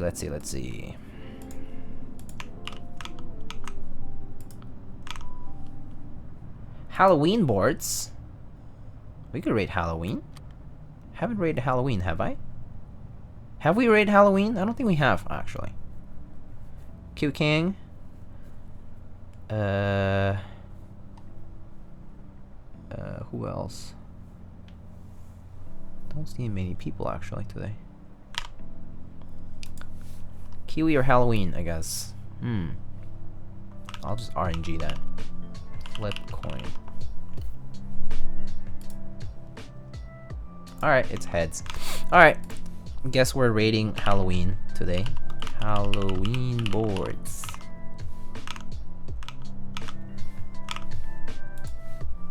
Thanks for streaming, amigo. No problem, J-Bos. Thank you so much for stopping by. Again, thank you everybody for to those who subbed and to those who came here to have a fun time. I hope you had fun. Yeah. So let's go read.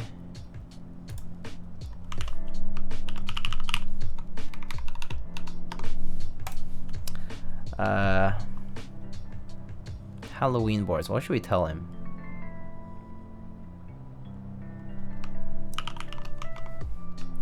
Oh, sure. Do you prefer to handle knobs with your right hand or your left hand? Of course.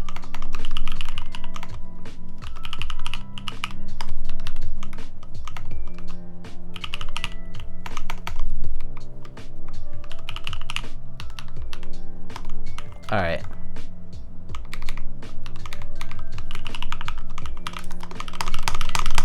Alright, there it is. Thank you everybody for stopping by. I'll see you guys on the next one. I'll announce more details through Monokay about the next stream. So stay tuned for that. But other than that, I'll catch you guys on the next one. Have a good night and have a good rest of your week. See ya.